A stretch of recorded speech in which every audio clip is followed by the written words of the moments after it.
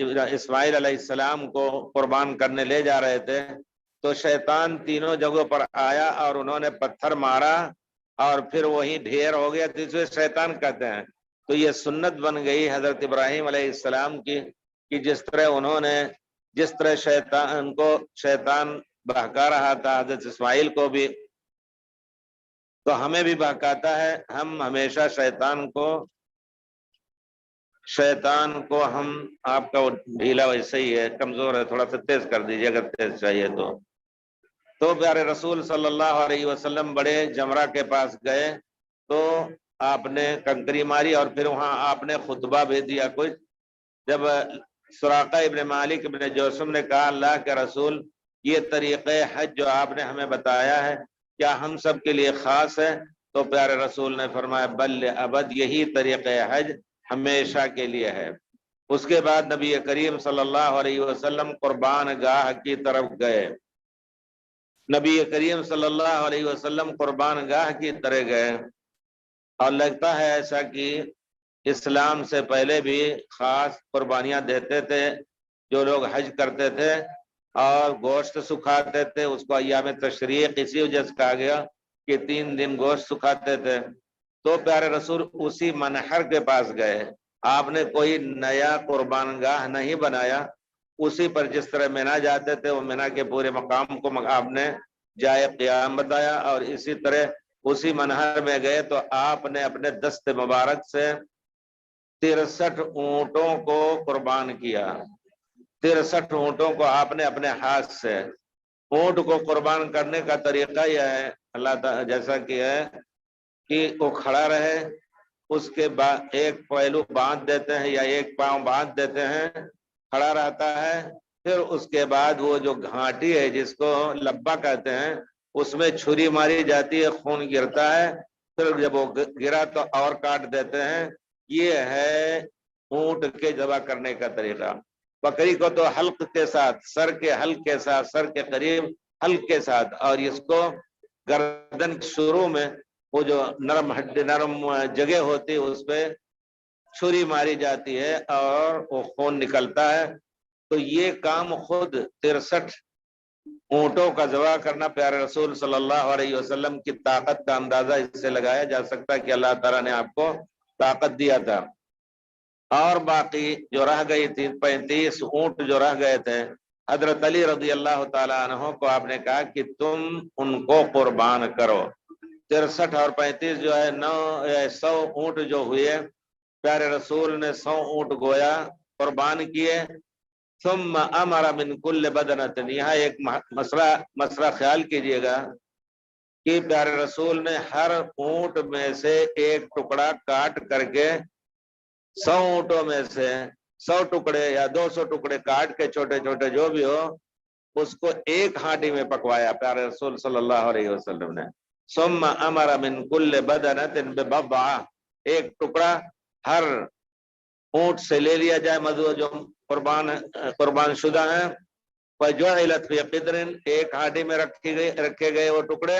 وطبخت، پکائے گئے۔ تو آپ صلی اللہ علیہ وسلم نے اور حضرت علی نے ان کے گوشت کھائے اور ان کے شوربہ کو پیا، سریبا من مرقیہ، یعنی گویا سنت یہ ہے۔ اب ہم لوگ تو باقاعدہ اسے مسالہ وغیرہ ڈال کر کے بہت کچھ چاشنی دار بنا دیتے ہیں، اگر وہ بھی جائز ہے انشاءاللہ، لیکن شوربے دار ہو کچھ ہلکا، شاید اس زمانے میں مرچ وغیرہ نہیں زیادہ کھائی جاتی تھی تو پینے میں بھی آسانی رہتی ہے۔ اور کہتے ہیں اونٹ کا شوربہ جو ہے وہ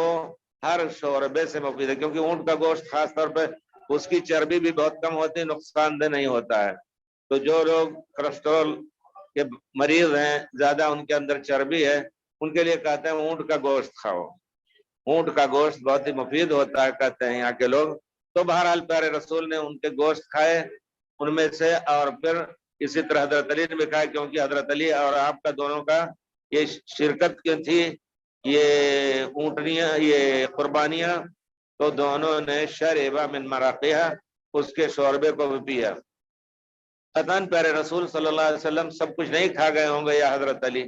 دوسرے لوگوں کو بھی دیا ہوگا ضرور، پیارے رسول کے ازواج مطہرات وغیرہ، لیکن اب یہاں ہم لوگوں کو چاہیے کہ ہم بھی کوشش کریں کہ قربانی کریں تو اس میں سے گوشت لے کر کے پکا کر کے کھانے اور کھلانے کی،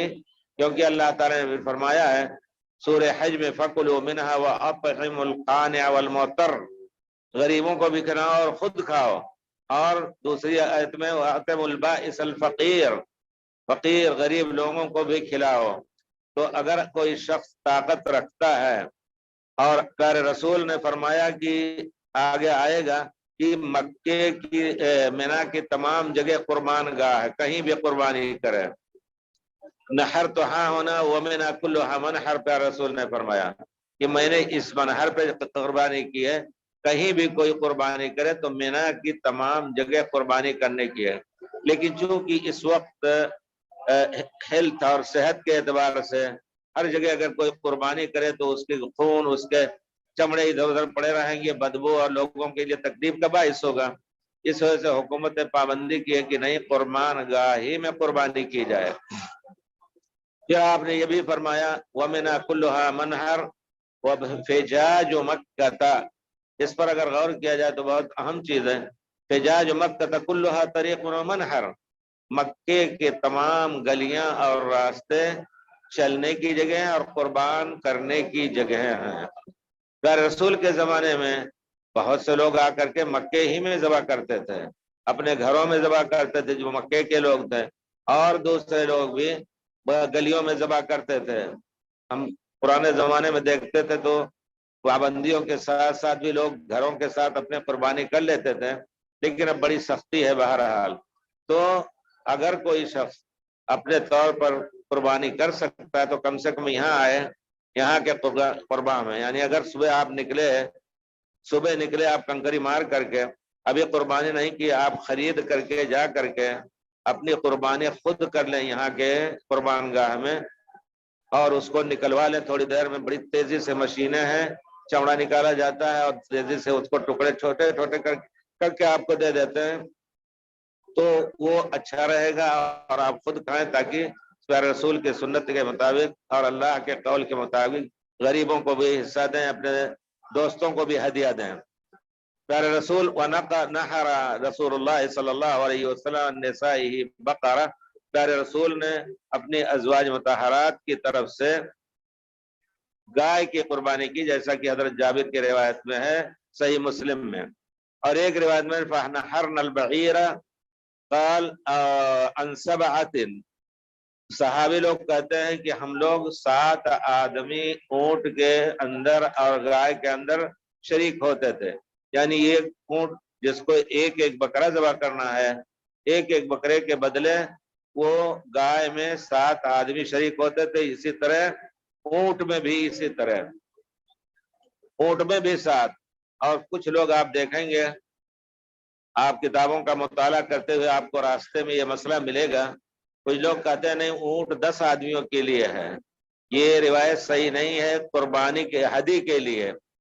قربانی کے لیے بھی اور ہدی کے لیے 7، لیکن استدلال ان کا بہت دور سے کان پکڑ کے لاتے ہیں۔ وہ کہتے ہیں کہ ہم لوگ ایک مرتبہ جہاد میں تھے، لوگوں کے کھانے ختم ہو چکے، لوگوں کے پاس کھانے کی چیز نہیں رہ گئی، اور اللہ کے فضل سے ہم نے بکریاں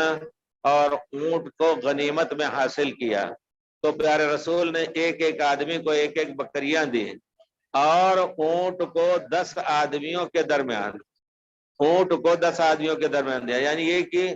ایک بکری کے برابر، گویا ایک اونٹ کو وہاں کھانے کے لیے 10 بکری کے برابر کیا۔ تو اسی پر قیاس کر کے کہتے ہیں نہیں 10 اونٹ ذبح کر 10 آدمی ہدی حج کی قربانی میں بھی شریک ہو سکتے ہیں، یہ روایت صحیح نہیں ہے۔ پیارے رسول نے خود جو کچھ کیا، خود حج کے موقع پر، آپ دور کے مسئلے میں نہ جائیں، آپ نے 7 آدمیوں کی شرکت کو جائز کہا، اونٹ میں بھی اور گائے میں بھی۔ کہتے ہیں کہ فَاسْتَرَكْنَا فِي الْجَزُورِ، دوسرے لفظ میں ایک تو بعیر ہے، دوسرا جزور، جزور ہر اس اونٹ کو کہتے ہیں جس کو ذبح کیا جائے، چاہے اونٹ ہو یا اونٹنی ہو۔ فَاشْتَرَكْنَا فِي الْجَزُورِ 7 فَقَالَ لَهُ رَجُلٌ أَرَأَيْتَ الْبَقَرَةَ أَيُشْتَرَكُ فِيهِ، کسی نے پوچھا کہ کیا گائے میں بھی شرکت کی جا سکتی ہے؟ تو کہا حضرت جابر نے کہا ما ہی الا من البدن، یہ بھی بدن میں سے بدنا، بدنا کے معنی بڑی بدن والا جانور، یہ اسی معنی سے لیا گیا. تو گائے بھی اسی طرح ہے، اونٹ بھی اسی طرح ہے. وفي روایت قال جابر كنا لا ناكل من البدن الا ثلاثا بمنا الا ثلاث منا، یہ اونٹ وغیرہ کے گوشت ہم صرف 3 دن منا میں کھاتے تھے. شروع میں جب لوگوں میں غربت تھی تو پیارے رسول نے منع فرمایا تھا کہ 3 دن سے زیادہ قربانی کے اونٹ، ہدی کے اونٹ یا قربانی کے گوشت نہ کھائے جائیں. ہدی کے گوشت یا قربانی کے گوشت 3 دن سے زیادہ نہ کھائے جائیں، کیونکہ لوگ غربت میں تھے. اب آپ حفاظت کر کے رکھ لیں گے. اور عربوں کے زمانے میں، پرانے زمانے میں اس کو ایام تشریق نام ہی رکھا گیا ہے. 10 تاریخ کو کھاتے تھے، باقی اس کے ٹکڑے ٹکڑے کر کے پتلے پتلے اور دھوپ میں اس کو سکھا لیتے تھے 3 دن. ایام تشریق 11 12 13 سکھا لیتے تھے. اب بھی آپ کبھی دیکھیں گے کہیں یہ جو بیچارے یہاں کے لوگ ہیں، کالے لوگ، عورتیں خاص طور بڑی ماہر اس میں ہیں، وہ اونٹ پاتی ہیں تو پورا اس کا 2-2 میٹر کا نکال لیتی ہیں، کیسے بڑے قاعدے سے. ایسے مرد لوگ بھی ایسے نکالتے ہیں. اور پھر ان کے چائے بھی بیچتے ہیں. ذرا سا خیال رکھے، کبھی اگر آپ کو چائے پینی ہو تو بیچارے بڑے غریب ہوتے ہیں، ایک کے بجائے آپ 10 ان کو دے دیجئے اور دیکھ لیجئے وہاں سکھا بھی رہے ہیں رسی پر، اور چائے وغیرہ بھی بیچ رہی ہیں عورتیں. اور فش اور یہ جس کو کیا کہیں گے، مونگ پھلی، جس کو پھول سودانی کہتے ہیں، یہ سب بھی بیچتی رہتی ہیں بیچاریاں. بہرحال تو میرے کہنے کا مطلب ہے کہ پیارے رسول نے غربت کے زمانے میں آپ اپنی خاص طور پہ اپنے حج کے ایام میں آپ نے کہا کہ 3 دن سے زیادہ قربانی کا گوشت کھانا جائز نہیں ہے، یعنی سب 3 دن کے اندر کھا پی کر کے کھلا کر کے ختم کر دو. پھر حضرت جابر کہتے ہیں کہ پھر ہم پیارے رسول نے ہمیں اجازت دے دی بعد میں قربانی کا جانور. یہ تو حج کے موقع پر بھی ہوا،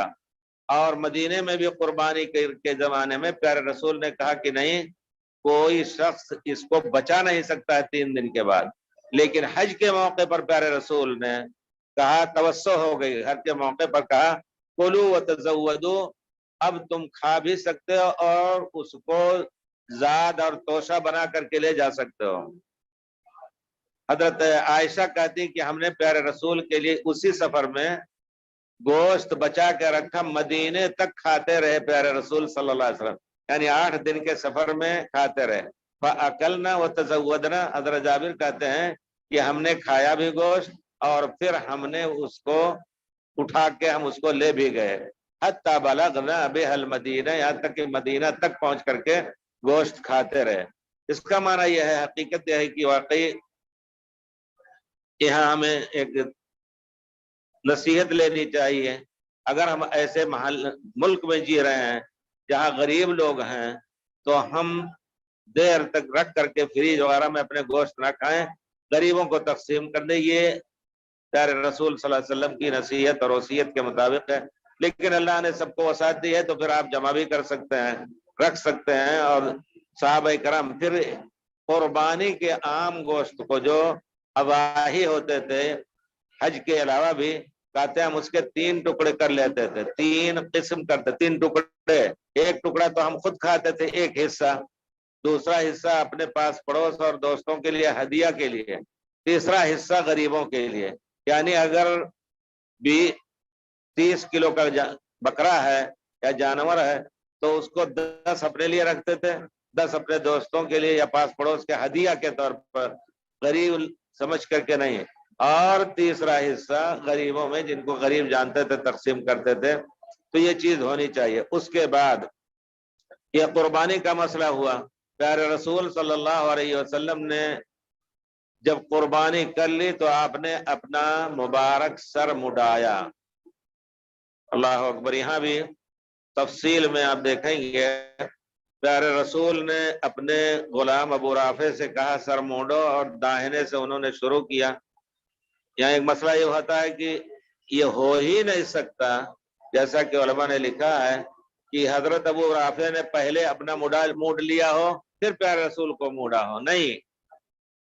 پیارے رسول کا موڈا پھر اپنا ان کا کوئی موڈے ہوگا یا خود موڈے ہوں گے. تو مسئلہ یہ بنا کہ جو شخص احرام کی حالت میں ہے، اگرچہ وہ اپنا سر نہیں موڑے ہوئے ہیں، دوسرے کا سر موڑ سکتا ہے۔ یہ مسئلہ ہوا۔ دوسرا مسئلہ، اب اس زمانے میں جو بدعتیں چل رہی ہیں کچھ ہمارے پیروں مریدوں کے درمیان، پیارے رسول صلی اللہ علیہ وسلم کی ذات کے ساتھ کوئی بھی چیز جو متعلق تھی اس سے برکت لینا، برکت مانے اس کو آپ چھو سکتے ہیں، پیارے رسول کا اگر جوتا ملے تو ہم اس کو چاٹ سکتے ہیں انشاءاللہ برکت کے لیے۔ ایک کپڑا تھا آپ کا جبہ، اللہم صلی علی محمد، پیارے رسول کے بعد حضرت ام سلمہ کے پاس وہ تھا، بیمار لوگوں کے لیے آتے تھے پیالہ لے کر کے پانی، اس میں پیارے رسول کے جبہ مبارک کو دھو کر کے بیماروں کو پلایا جاتا تھا۔ پیارے رسول صلی اللہ علیہ وسلم کا تھوک مبارک حدیبیہ کے موقع پر جب دشمنوں نے، کفار قریش نے روک لیا تو لوگ آ کر کے باتیں چیتیں کرتے رہے کہ نہیں آپ لوگ نہیں جا سکتے ہیں، تو پھر آخر میں سہیل ابن عمرو کو بھیجا۔ سہیل ابن عمرو جو بہت دشمن تھے، لیکن پیارے رسول نے ان کو دیکھتے ہوئے کہا، صحیح بخاری میں ہے، جاءکم سہیل قد سہول امرکم، اب تمہارا معاملہ آسان ہو جائے گا، سہل ہو جائے گا، سہیل ابن عمرو۔ تو انہوں نے دیکھا پیارے رسول کو، پیارے بیٹھے تھے، حضرت صحابی کا نام کیا نام، وہ ابن کعب شاید تھے، وہ پیارے رسول کے پاس کھڑے تھے، سہیل ابن عمرو بات کر رہے ہیں تو پیارے رسول کی طرف ہاتھ بڑھا رہے ہیں، وہ اپنے کیا نام ہے نیزے کے یا جو تلوار تھا اس کے ڈنڈے سے ہاتھ ہٹا دیتے تھے ان کا، پیارے رسول کو ہاتھ نہ لگاؤ، اور پیارے رسول اگر تھوکتے تو صحابہ اس کو اپنے ہاتھ میں لے کر کے اور اپنے جسم پر ملتے، جس کو نہیں ملتا وہ دوسرے کے ہاتھ سے لے کر کے ملتا۔ یہ سب دیکھ کر کے سہیل ابن عمرو کو بہت رعب ان کے دل میں آیا۔ تو بہرحال بعد میں انہوں نے بیان کیا کہ محمد صلی اللہ علیہ وسلم کی شخصیت مبارک، شخصیت ایسی ہے کہ ان کا تھوک بھی زمین پہ نہیں پڑتا ہے۔ ام سلیم تھی، گئی پیارے رسول صلی اللہ علیہ وسلم، حضرت انس کی والدہ، گئے پیارے رسول ان کے پاس جاتے تھے اور کبھی کھانا کھاتے تھے، وہاں قیلولہ بھی فرماتے تھے، تو چمڑا تھا، چمڑے کا بستر تھا، اس پر یا چمڑا تھا، اس پر پیارے رسول لیٹ گئے، تھوڑی دیر میں جسم مبارک سے پسینہ نکلا، پسینہ چمڑے کے اوپر رک گیا، اب تو کپڑے کی طرح نہیں تھا کہ وہ سوکھ جائے، پسینہ جمع ہو گیا، چپکے سے وہ روئی لے کے آئیں اور وہ پسینہ روئی سے لے کر کے اپنے شیشے میں، عطر کی شیشے میں اس کو رکھ رہی تھی، پھر پیارے رسول کے جسم سے جو پسینہ نکل رہا تھا آہستہ آہستہ پوچھ کے نچوڑ کر کے رکھتی تھی۔ تو پیارے رسول نے فرمایا، ام سلیم کیا کر رہی ہو؟ کہتی یا رسول اللہ ندوف به طیبنا، اپنے طیب اور خوشبو میں اس کو ہم ملائیں گے۔ تو میں یہ کہنا چاہتا ہوں کہ پیارے رسول کی ہر مبارک جو بھی چیز آپ کے جسم سے ملی تھی، یا آپ کا جسم اس پر ہاتھ پڑا تھا، ممبر رسول صلی اللہ علیہ وسلم ایک عورت نے سن 7 ہجری میں بنایا، اور اس میں چھوٹا سا رمانہ، یہ رمانہ اسی کو کہتے ہیں جو گول خوبصورت بنا دیتے ہیں، گویا پرانے زمانے سے ایک طریقہ رہا ہے ہمارے یہاں انڈیا وغیرہ میں، تو وہ پلنگ جو پرانے قسم میں رہتا تھا بہت ہی مضبوط قسم ساکھو کا، خوبصورت اس کو بناتے تھے، اور باقاعدہ اس میں کیا نام ہے اس کی پائے بھی اسی طرح ہوتے تھے، تو وہ رمانہ اس کو پرانے رمانۃ المنبر تھا۔ پھر رسول جب آپ صلی اللہ علیہ وسلم جب منبر پر چڑھنے لگتے تو اس پر دست مبارک رکھتے، بعض صحابہ جس میں حضرت عبداللہ ابن عمر آتے پیارے رسول کے بعد اور اس پر ہاتھ مل کر کے اپنے جسم اور اپنے چہرے پر پھیرتے تھے۔ کوئی چیز بھی پیارے رسول صلی اللہ علیہ وسلم سے ثابت ہو آپ کے جسم کے ساتھ تو میں دور نکل گیا۔ یہی حضرت ابو رافع نے جب پیارے رسول کے بال مبارک، موئے مبارک کو انہوں نے موڑا تو پیارے رسول نے فرمایا آت الناس اقسم بین الناس، لوگوں کے درمیان تقسیم کر لو۔ اب اس کو لوڑنے لگے، لوگ دوڑ دوڑ کر کے لے رہے ہیں بال، کسی کے پاس 1 بال 2 بال، پیارے رسول کے مبارک بال لے لیے، سب زمین پہ بھی نہیں گرا، سب اس سے تبرک جائز تھا حضرت۔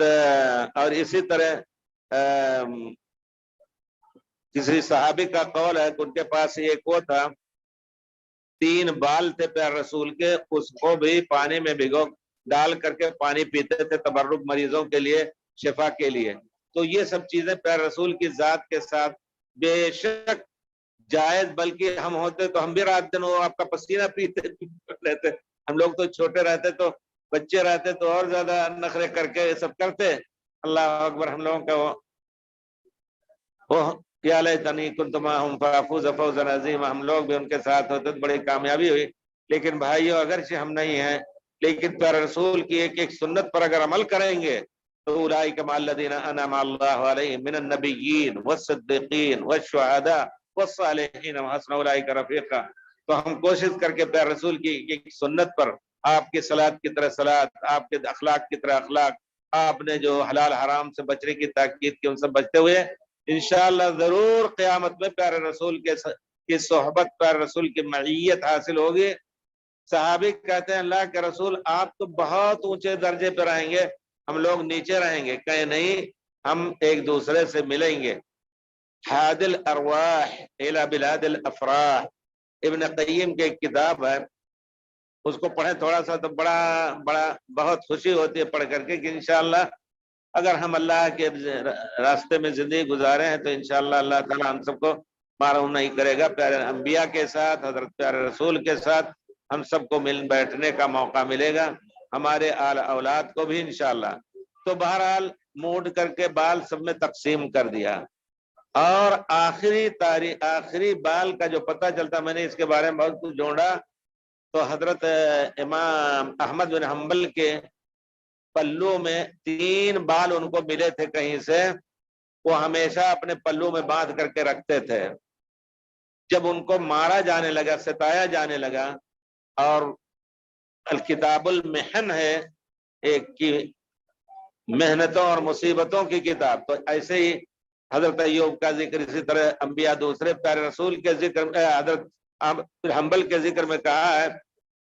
कि आदमी को बुलाया गया और उनको लटका दिया गया 2 मिसवरतैन।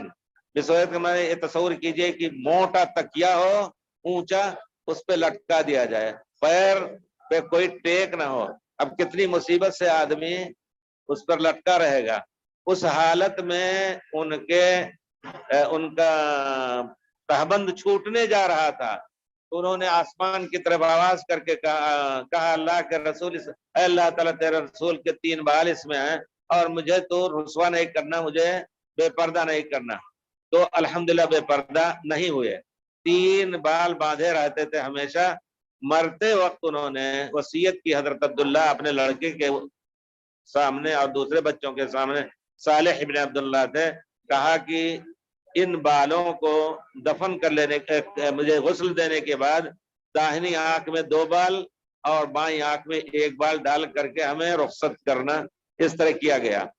आखिरी यही तारीख में मैंने बहुत ढूंढा, सही रिवायतों में आता है कि ये बाल आखिरी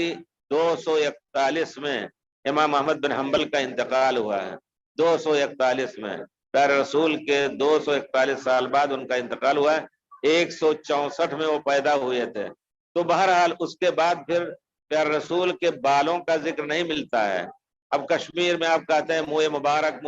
का एक किस्सा था, पता नहीं अब है कि नहीं सुना। ये सब जो आए थे तालिबान शुरू में, तो उनको वो जो वहाँ बहुत बड़ा एक मुँह मुबारक के नाम से एक बहुत बड़ा कुब्बा बना रखा था और बिल्डिंग में सबको गिरा दिया था, पता नहीं क्या हकीकत है बहरहाल। लेकिन कहीं ये झूठी चीज है। मैंने खुद देखा कि लोग झूठ जो है इस तरह की चीजें, जामे मस्जिद दिल्ली में पता नहीं अब है कि नहीं, लेकिन आज से तकरीबन कम से कम 38 साल पहले की बात होगी। दिल्ली जामे मस्जिद में जब आप उधर से दाखिल हो तो दाहिने हाथ पे मशरिक की तरफ से दाखिल हो तो दाहिने हाथ पर छोटे छोटे कंगूरे हैं, जहां पानी का एक बहुत बड़ा हौज भी है, अब है कि नहीं है। और उसके बाद फिर दाहिने तरफ कंगूरा, उसमें एक आदमी हमेशा खड़ा रहता है, और कहते हैं ये प्यारे और उसको शीशे के अंदर उस कंगूरों को छिपा रखा है, उसमें एक चप्पल रखी हुई है, और कहते हैं प्यारे रसूल की चप्पल है। उस पर लोग कितने नजरों नियाज चढ़ाते हैं, لوگوں کے روزی کا سبب بنا ہوا ہے۔ اور آپ یقین جانیے کہ یہاں خاص طور پر اس قسم کا چپل یہ ہمارے بلوچی بھائی بناتے تھے، اونٹ کے موٹے چمڑے کا پلہ ہوتا تھا اور پھر اسی کا تسمہ ہوتا تھا سب کچھ۔ وہی چپل شاید 70-80 سال پہلے کا رہا ہوگا، تازہ ایک دم، اور کہتے تھے کہ یہ پیارے رسول کا یہاں سے جانے کے بعد میں نے دیکھا یہ چپل ہم خود پہنتے تھے، پہلے یہی بہت زیادہ دستیاب تھا، اور اس کو لوگ ہیلتھی کہتے تھے کہ یہ چمڑا ہے، سخت بھی ہے۔ اب تو کہتے ہیں سکسر پہنو اور کیا پہنو، نرم رہے، کہتے ہیں نرم یہ تلوے کے لیے یہ نرم چیزیں جو ہے نقصان دہ ہیں، اگر سخت رہے اب بھی یہ چیز بہرحال ہمارے یقین میں ہے کہ سخت جوتا یا سخت کپڑا پہننے سے چپل وہ زیادہ فائدہ اس میں ہے۔ تو بہرحال وہی جوتا چپل جو 70-80 سال پہلے بنا ہوگا، ایک دم آپ دیکھ سکتے ہیں جیسے یہاں مکے میں عام طور پر کبھی کبھی یہ بدو لوگ پہنتے ہیں، سرخ رنگ کا تھا اسی طرح رکھا ہے۔ تو اس طرح بہت کچھ دھوکہ کرتے ہیں لوگ اس کے بارے میں۔ اچھا، اب اس کے بعد ہمارے پیر مرید جو یہ تعلق اپنے ساتھ تبرک کا پیروں کے ساتھ کرتے ہیں، اللہ اکبر، آپ دیکھ لیں ہر وہ چیز جو پیارے رسول کے صحابہ نے پیارے رسول کے ساتھ وہ معاملہ نہیں کیا، کسی کے ساتھ آپ کو وہ معاملہ کرنا جائز نہیں، خاص طور پہ تبرک وغیرہ کا۔ اگر ایسا ہوتا تو کہیں نہیں آیا ہے کہ پیارے رسول کے بعد سب سے افضل ذات جو تھے کون تھے؟ حضرت ابو بکر۔ پیارے رسول نے اپنی زندگی میں ان کو اپنا نائب بنایا، صلوات پڑھوایا، پھر اسی پر قیاس کر کے صحابہ نے کہا کہ پیارے رسول نے ہمارے دین کے لیے آپ کو اختیار کیا، دوسرے کو امام نہیں بنایا اپنی زندگی میں، تو ان کے بعد آپ کو ہم اپنی دنیا کا امام بنا رہے ہیں، خلیفہ بنایا رضی اللہ عنہ۔ لیکن کوئی کسی روایت میں ثابت نہیں کہ کوئی ان سے تبرک لیتا تھا ان کے پسینے کا یا ان کے کپڑے سے اور کچھ۔ حضرت عمر، یہ چاروں خلفاء خاص طور پہ افضل الامت ہے، لیکن اس کے باوجود لوگ آپ کہیں نہیں پائیں گے کہ ان سے لوگ تبرک لیتے تھے۔ تبرک کی بات جو ہے یقیناً یہ بہت ہی سختی سے منع کرنے کی چیز ہے اس زمانے میں، لیکن یہ خاص طور پہ نقش بندی، چشتی، قادری، سہروردی، تیجانی اور کون کون ہے پوری دنیا میں، جب ایک راستہ نکلا تو 1000 راستے نکل سکتے ہیں، صراط مستقیم کو چھوڑ کر کے ہزاروں راستے نکلے، تو ہزاروں نسبتیں ہوئیں اور ہر ایک کے ورد ہوئے اور ہر ایک کی تبرکات کے شیخ کے چپل سے، شیخ کے جوتے سے۔ ایک صاحب نے کتاب لکھی ہے، زیادہ پہلے ہمارے ساتھی ہیں، وہ ہم سے پیچھے پڑھ رہے تھے، لیکن وہ چیز ایک کتاب لکھی ہے، کام باب ابراہیم یہی تھا جب پرانی بلڈنگ تھی، تو کہا ایک آدمی داخل ہوا، ان کا نام بھی لینا مناسب نہیں ہے، تو بہرحال اللہ تعالیٰ خیر رکھے، عجیب ہے دنیا اس طرح گمراہ کرتی ہے۔ اور وہ آدمی جس سے تبرک لیا جاتا تھا کلیہ شریعہ میں ہمارے پیچھے فارغ ہوا۔ کلیہ شریعہ میں ہوتا ایسا تھا کہ جو بھی سعودی رہتا تھا اس کو پڑھتے ہوئے بھی استاذ کی حیثیت دے دیتے تھے، اور کچھ پیریڈ دے دیتے تھے کہ پڑھائے، ایم اے کر رہا ہے، پی ایچ ڈی کر رہا ہے تو ایم اے میں ابھی کلیہ پڑھایا ہے، اس کے بعد ایم اے اور اس کی توفیق نہیں ہوئی، لیکن آدمی کا ذہن اتنا بدلا کہ پیری مریدی میں ایسا داخل ہوا، انڈونیشیا جاتا تھا تو وہاں بھی چوم چاٹ اور اس کی پگڑی اچھا تھا، پگڑی لمبی پکڑ کر کے لوگ اس سے بیعت کرتے تھے، اور عورتیں مرد سب کچھ، بہرحال جو کچھ ہوتا ہے۔ اور پھر یہاں کوئی ایسی چپکے سے ایک جگہ بنائی جس میں عید میلاد النبی وغیرہ کرتا تھا۔ میں نے کبھی قصہ بیان کیا ہے کہ میرا بچہ ایک ابھی پرائمری کے 4 یا 5ویں سال میں تھا، اس کا ایک ساتھی تھا، وہ آ کر کے صبح اسکول میں ہمارے بچے سے کہہ رہا ہے آج میں پیارے رسول کی مجلس میں حاضر ہوا تھا۔ کہا کیسے؟ اب وہ فطرت اس کی چیخ پڑی بچے کی جو نہیں جانتا یہ سب چیزیں۔ اس نے کہا بچے نے میرے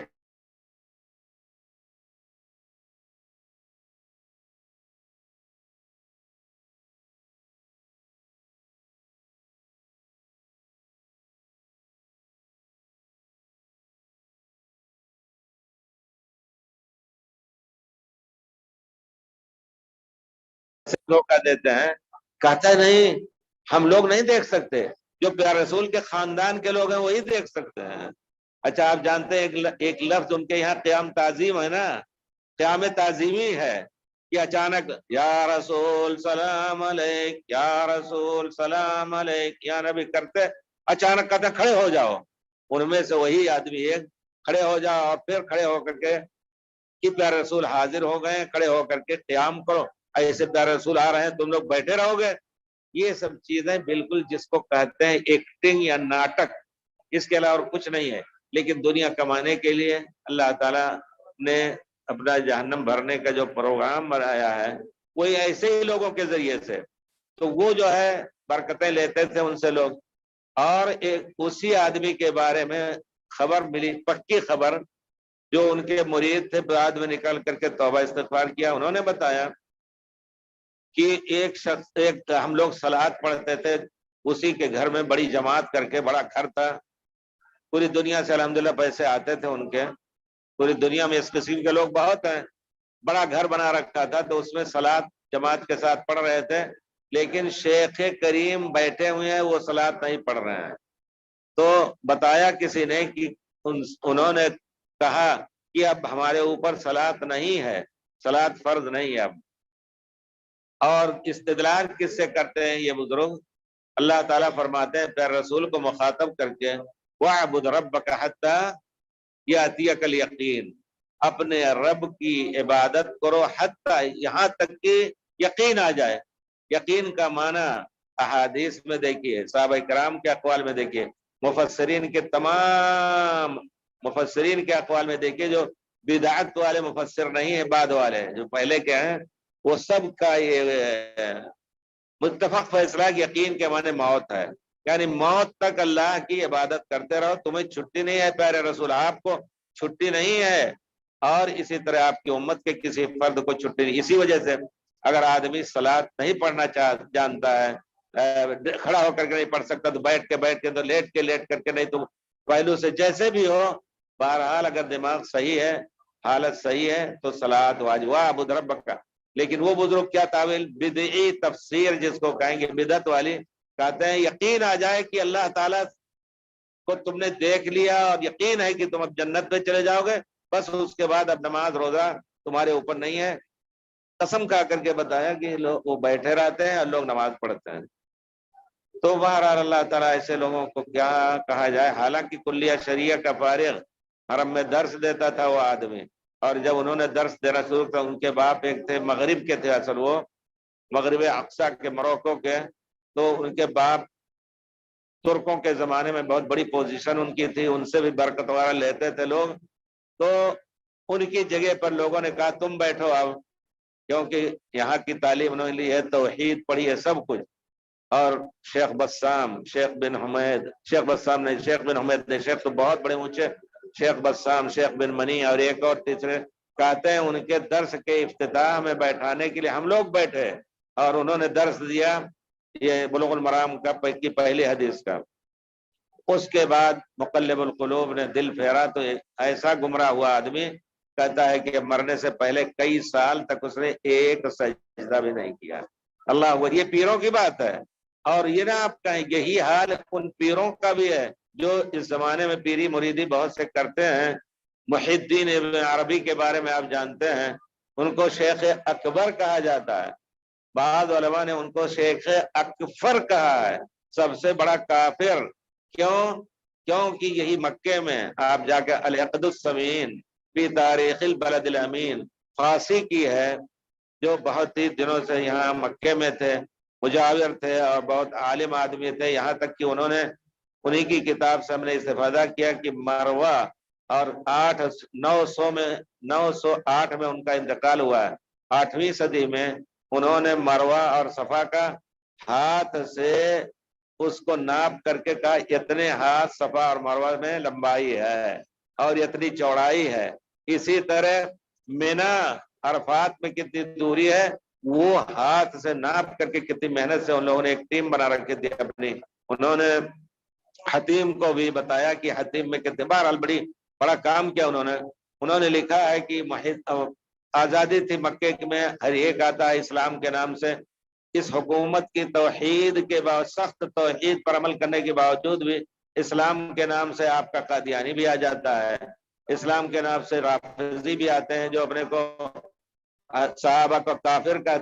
بات ہیں، مجبور ہیں۔ پرانے زمانے میں تو حکومتیں آزاد چھوڑے ہوئی تھی، اسی وجہ سے 4 مسلح قائم تھے، چاروں مذہب کے جو اسلامی یا اسلام کے پیشانی پر کلنگ کا ٹیکا ہے، یہ 4 مسلح جو تھے الگ الگ سب پڑھا کرتے تھے۔ کتنی بے شرمی کی بات ہے کہ جس گھر کو اللہ تعالیٰ نے توحید کے لیے اور سب کو اکٹھا کیا ایک کلمے پر، وہیں چاروں امام کے مقلدین ساتھ نماز نہیں پڑھتے تھے۔ تو بہرحال اللہ تعالیٰ تو وہ بھی آیا، اور رافضہ جو تھے یمن کے زیدی، ان کا 5ویں صدی ہجری میں الگ 5واں ایک مقام اور 5واں مسلح قائم ہوا۔ باقاعدہ لکھا ہے، ابن جبیر اندلس سے آئے تھے تو بڑے درد سے لکھ رہے ہیں کہ کیا یہ مسلمان ہیں یا مختلف قسم کے مذاہب کے لوگ، یعنی مختلف قسم کے دین، نصرانی یہودی ہیں، کیا الگ الگ سب نماز پڑھتے ہیں۔ وہاں سے آئے تھے اندلس اسپین سے۔ تو انہوں نے بہرحال اللہم صلی علی محمد، لوگوں نے اس وقت محی الدین عربی جب آئے تھے تو راستے میں چلتے تھے جھرمٹ ان کے ساتھ، یعنی سینکڑوں ان کے مریدوں کی، یہاں تک کہ لوگوں کی گلیاں تنگ ہو جاتی تھی، راستے بند ہو جاتے تھے۔ ایک مرتبہ جا رہے تھے مکے کی کسی گلی میں، ایک کتا سامنے آ گیا تو کسی نے کتے کو ایسے ڈنڈے سے مار کر کے بھگایا۔ محی الدین ابن عربی کہتا نہیں مارو، یہ میرا رب ہے۔ آپ کتاب میں جا دیکھیں، باقاعدہ اسی طرح لکھا ہے کہ یہ میرا رب ہے۔ یہیں سے یا اس سے پہلے جو وحدت الوجود کی گمراہی آئی کہ یہ بھی اللہ ہے، یہ بھی اللہ ہے، یہ بھی اللہ ہے، سب اللہ ہے۔ اور وہ خود کہتا تھا ما فی الجبۃ الا اللہ، اس جبے میں اللہ ہی چل رہا ہے، اور اسی کا کہنا ہے العبد رب والرب عبد فلست ادری من المکلف، اللہ بندہ وہی رب ہے اور رب وہی بندہ ہے، تو میں نہیں چاہتا ہوں، میں نہیں جانتا کہ کون کس کے لیے نماز پڑھے۔ ان قلت عبد فذاک رب، اگر بندہ بن کر کے کسی عبادت کرے تو وہی تو رب بھی ہے، تو اپنی عبادت خود کرے، یہ اس کا شعر ہے العبد رب والرب عبد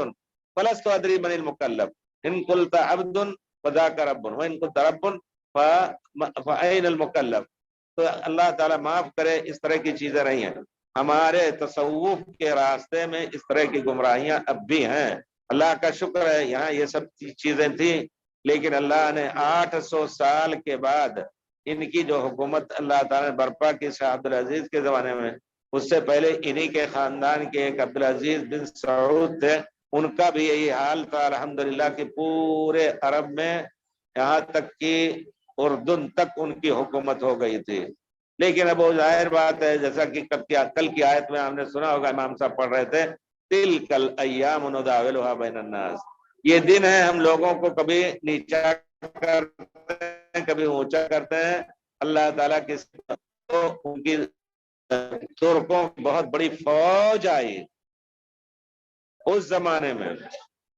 اور پھر ایک ایک کو پکڑ کر کے جن کو پکڑ پائے، اور باقی تو صحرا میں بھاگ گئے، اور پکڑ پائے تو ان کو لے جا کر کے ترکی میں باقاعدہ ذبح کیا اور لٹکا دیا ان کو۔ کتنے بڑے بڑے بزرگوں کا نام آتا ہے۔ تو میرے کہنے کا مطلب اس تصوف کے راستے میں بہت کچھ گمراہیاں آئیں اور اس میں بہت کچھ خون خرابہ ہوا۔ اللہ تعالیٰ مسلمانوں کو کتاب و سنت پر عمل کرنے کی توفیق دے۔ تو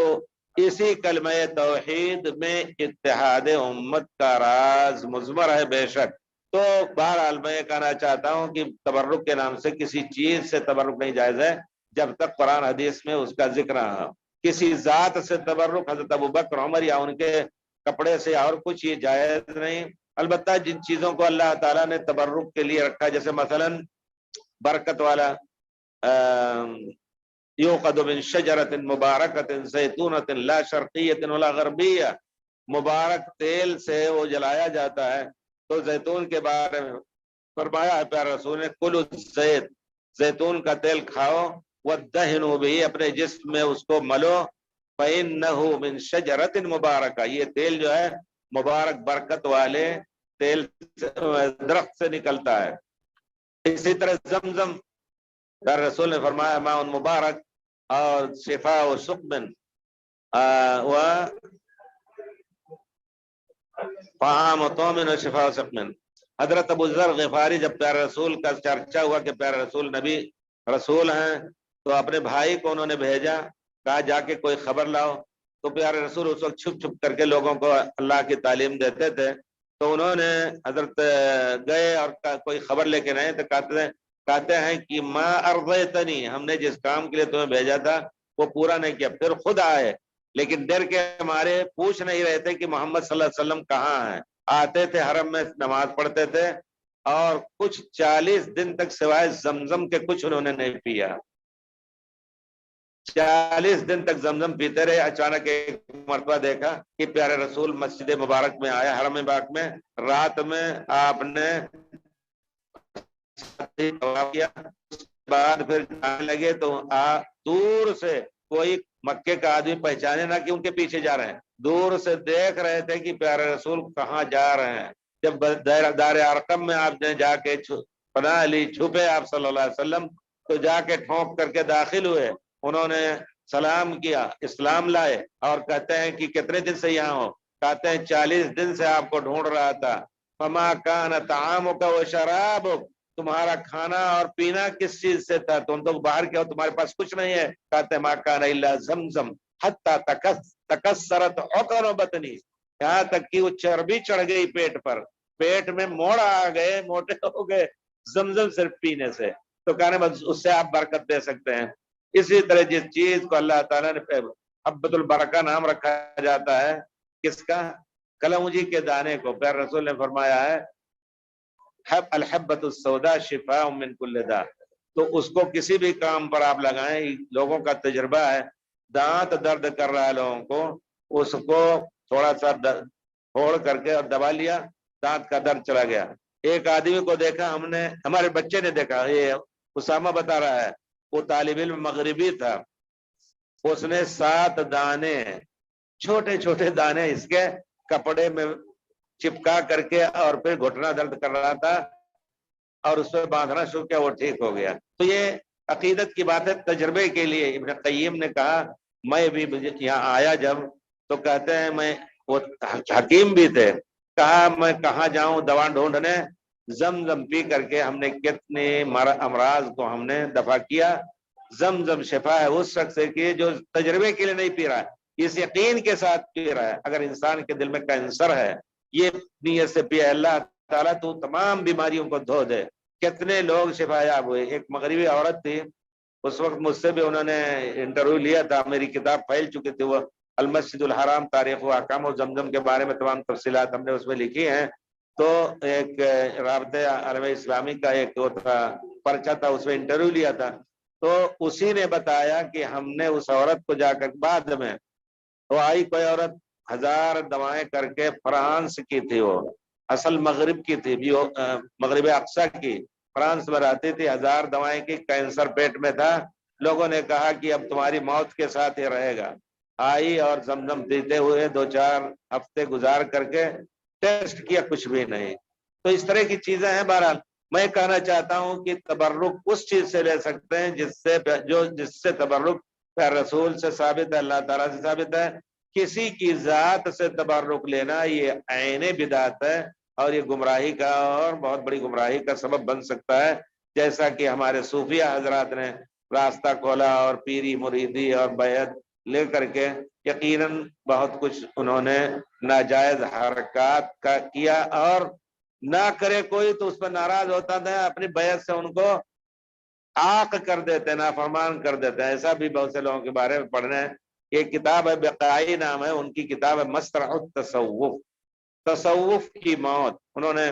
इन्हीं दलीलों के साथ कहा है कि तसव्वुफ का नाम जो लेकर के लोगों को धोखा दिया जाता है, वो शरीयत से खारिज चीज है। लाइए अल्लाहुम्मा सल्ली अला मुहम्मद। सबसे पहले मैं ये कहना चाहता हूँ, ये हमारे भाई ने इन्होंने याद दिलाया कि एक सुन्नत जो है, हम लोग जो है उस पर अमल नहीं कर रहे हैं। देखिए प्यारे रसूल की सुन्नत है, प्यारे रसूल का हुक्म है। आपका फरमान पहले यह है कि इन 10 दिनों से, जिलहिज्जा के अशरे उला से अफजल कोई भी अमल अल्लाह के लिए اس کے برابر کوئی عمل نہیں ہو سکتا ہے، کسی وقت بھی کوئی کرے، یہاں تک کہ دن جو ہے علماء نے باقاعدہ تصریح کی ہے کہ 10 دن کے اندر دن یہ عشرہ اخیرہ رمضان کے دنوں سے افضل ہے، البتہ وہاں کی رات افضل ہے، رمضان کی رات افضل ہے، لیکن دن جو ہے عشرہ اولا رمضان کا افضل ہے۔ تو پیارے رسول نے فرمایا ما من ایام من العمل الصالح احب الی اللہ من عشر ذی الحجہ، کوئی بھی کام جو یہاں کیا جائے اس سے افضل کوئی کام نہیں۔ تو کسی نے کہا یا رسول اللہ ولا الجہاد فی سبیل اللہ، اللہ کے رسول نے فرمایا ہاں جہاد فی سبیل اللہ بھی اس عمل کے برابر نہیں ہے، نیک عمل کے برابر۔ کون سا نیک عمل؟ اس میں کوئی تعین نہیں ہے جی۔ تو پیارے رسول صلی اللہ علیہ وسلم سے پوچھا کہ کیا جہاد فی سبیل، کہا ہاں، البتہ اگر کوئی شخص جہاد کے لیے نکلا، اپنا تیر و تفنگ اور اپنا گھوڑا اور اپنی جان لے کر گیا، سب کچھ خود شہید ہو گیا، اس کے ساتھ چلے گئے، اس کا عمل العشرہ ذی الحجہ کے عمل سے افضل ہے۔ یہ کتنی بڑی فضیلت ہے، اس میں بہت سے اعمال میں سے کوئی بھی کام آپ کریں، زیادہ سے زیادہ روزے رکھیں، روزے کے دنوں میں 7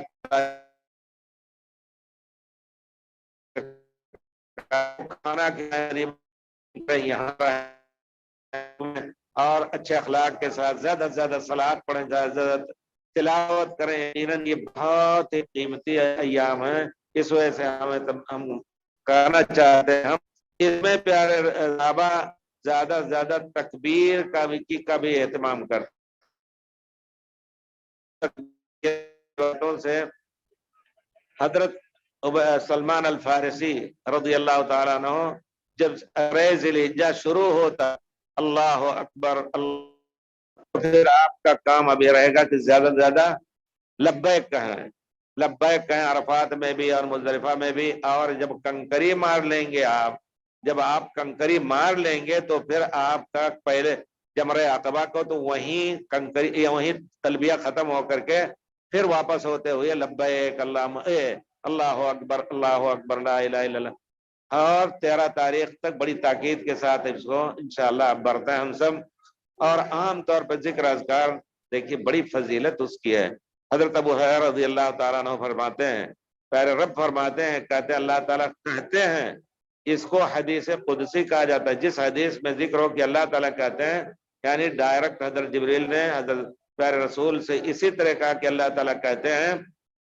انا عند ظن عبدی بھی، میرا بندہ میرے ساتھ جیسا گمان کرے گا اسی طرح۔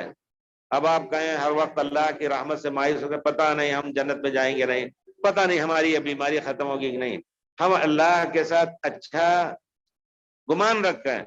دعا کریں۔ آپ نے اللہ کا وعدہ سنا ادعونی استجب لکم، دعا کرو تمہاری دعا کو قبول کروں گا، اسی طرح صلوات پڑھیں اور کچھ، تو سب کی قبولیت کا یقین رکھیں۔ انا عند ظن عبدی بی وانا معہ اذا ذکرنی، بہت بڑا معراج ہے اس انسان کا،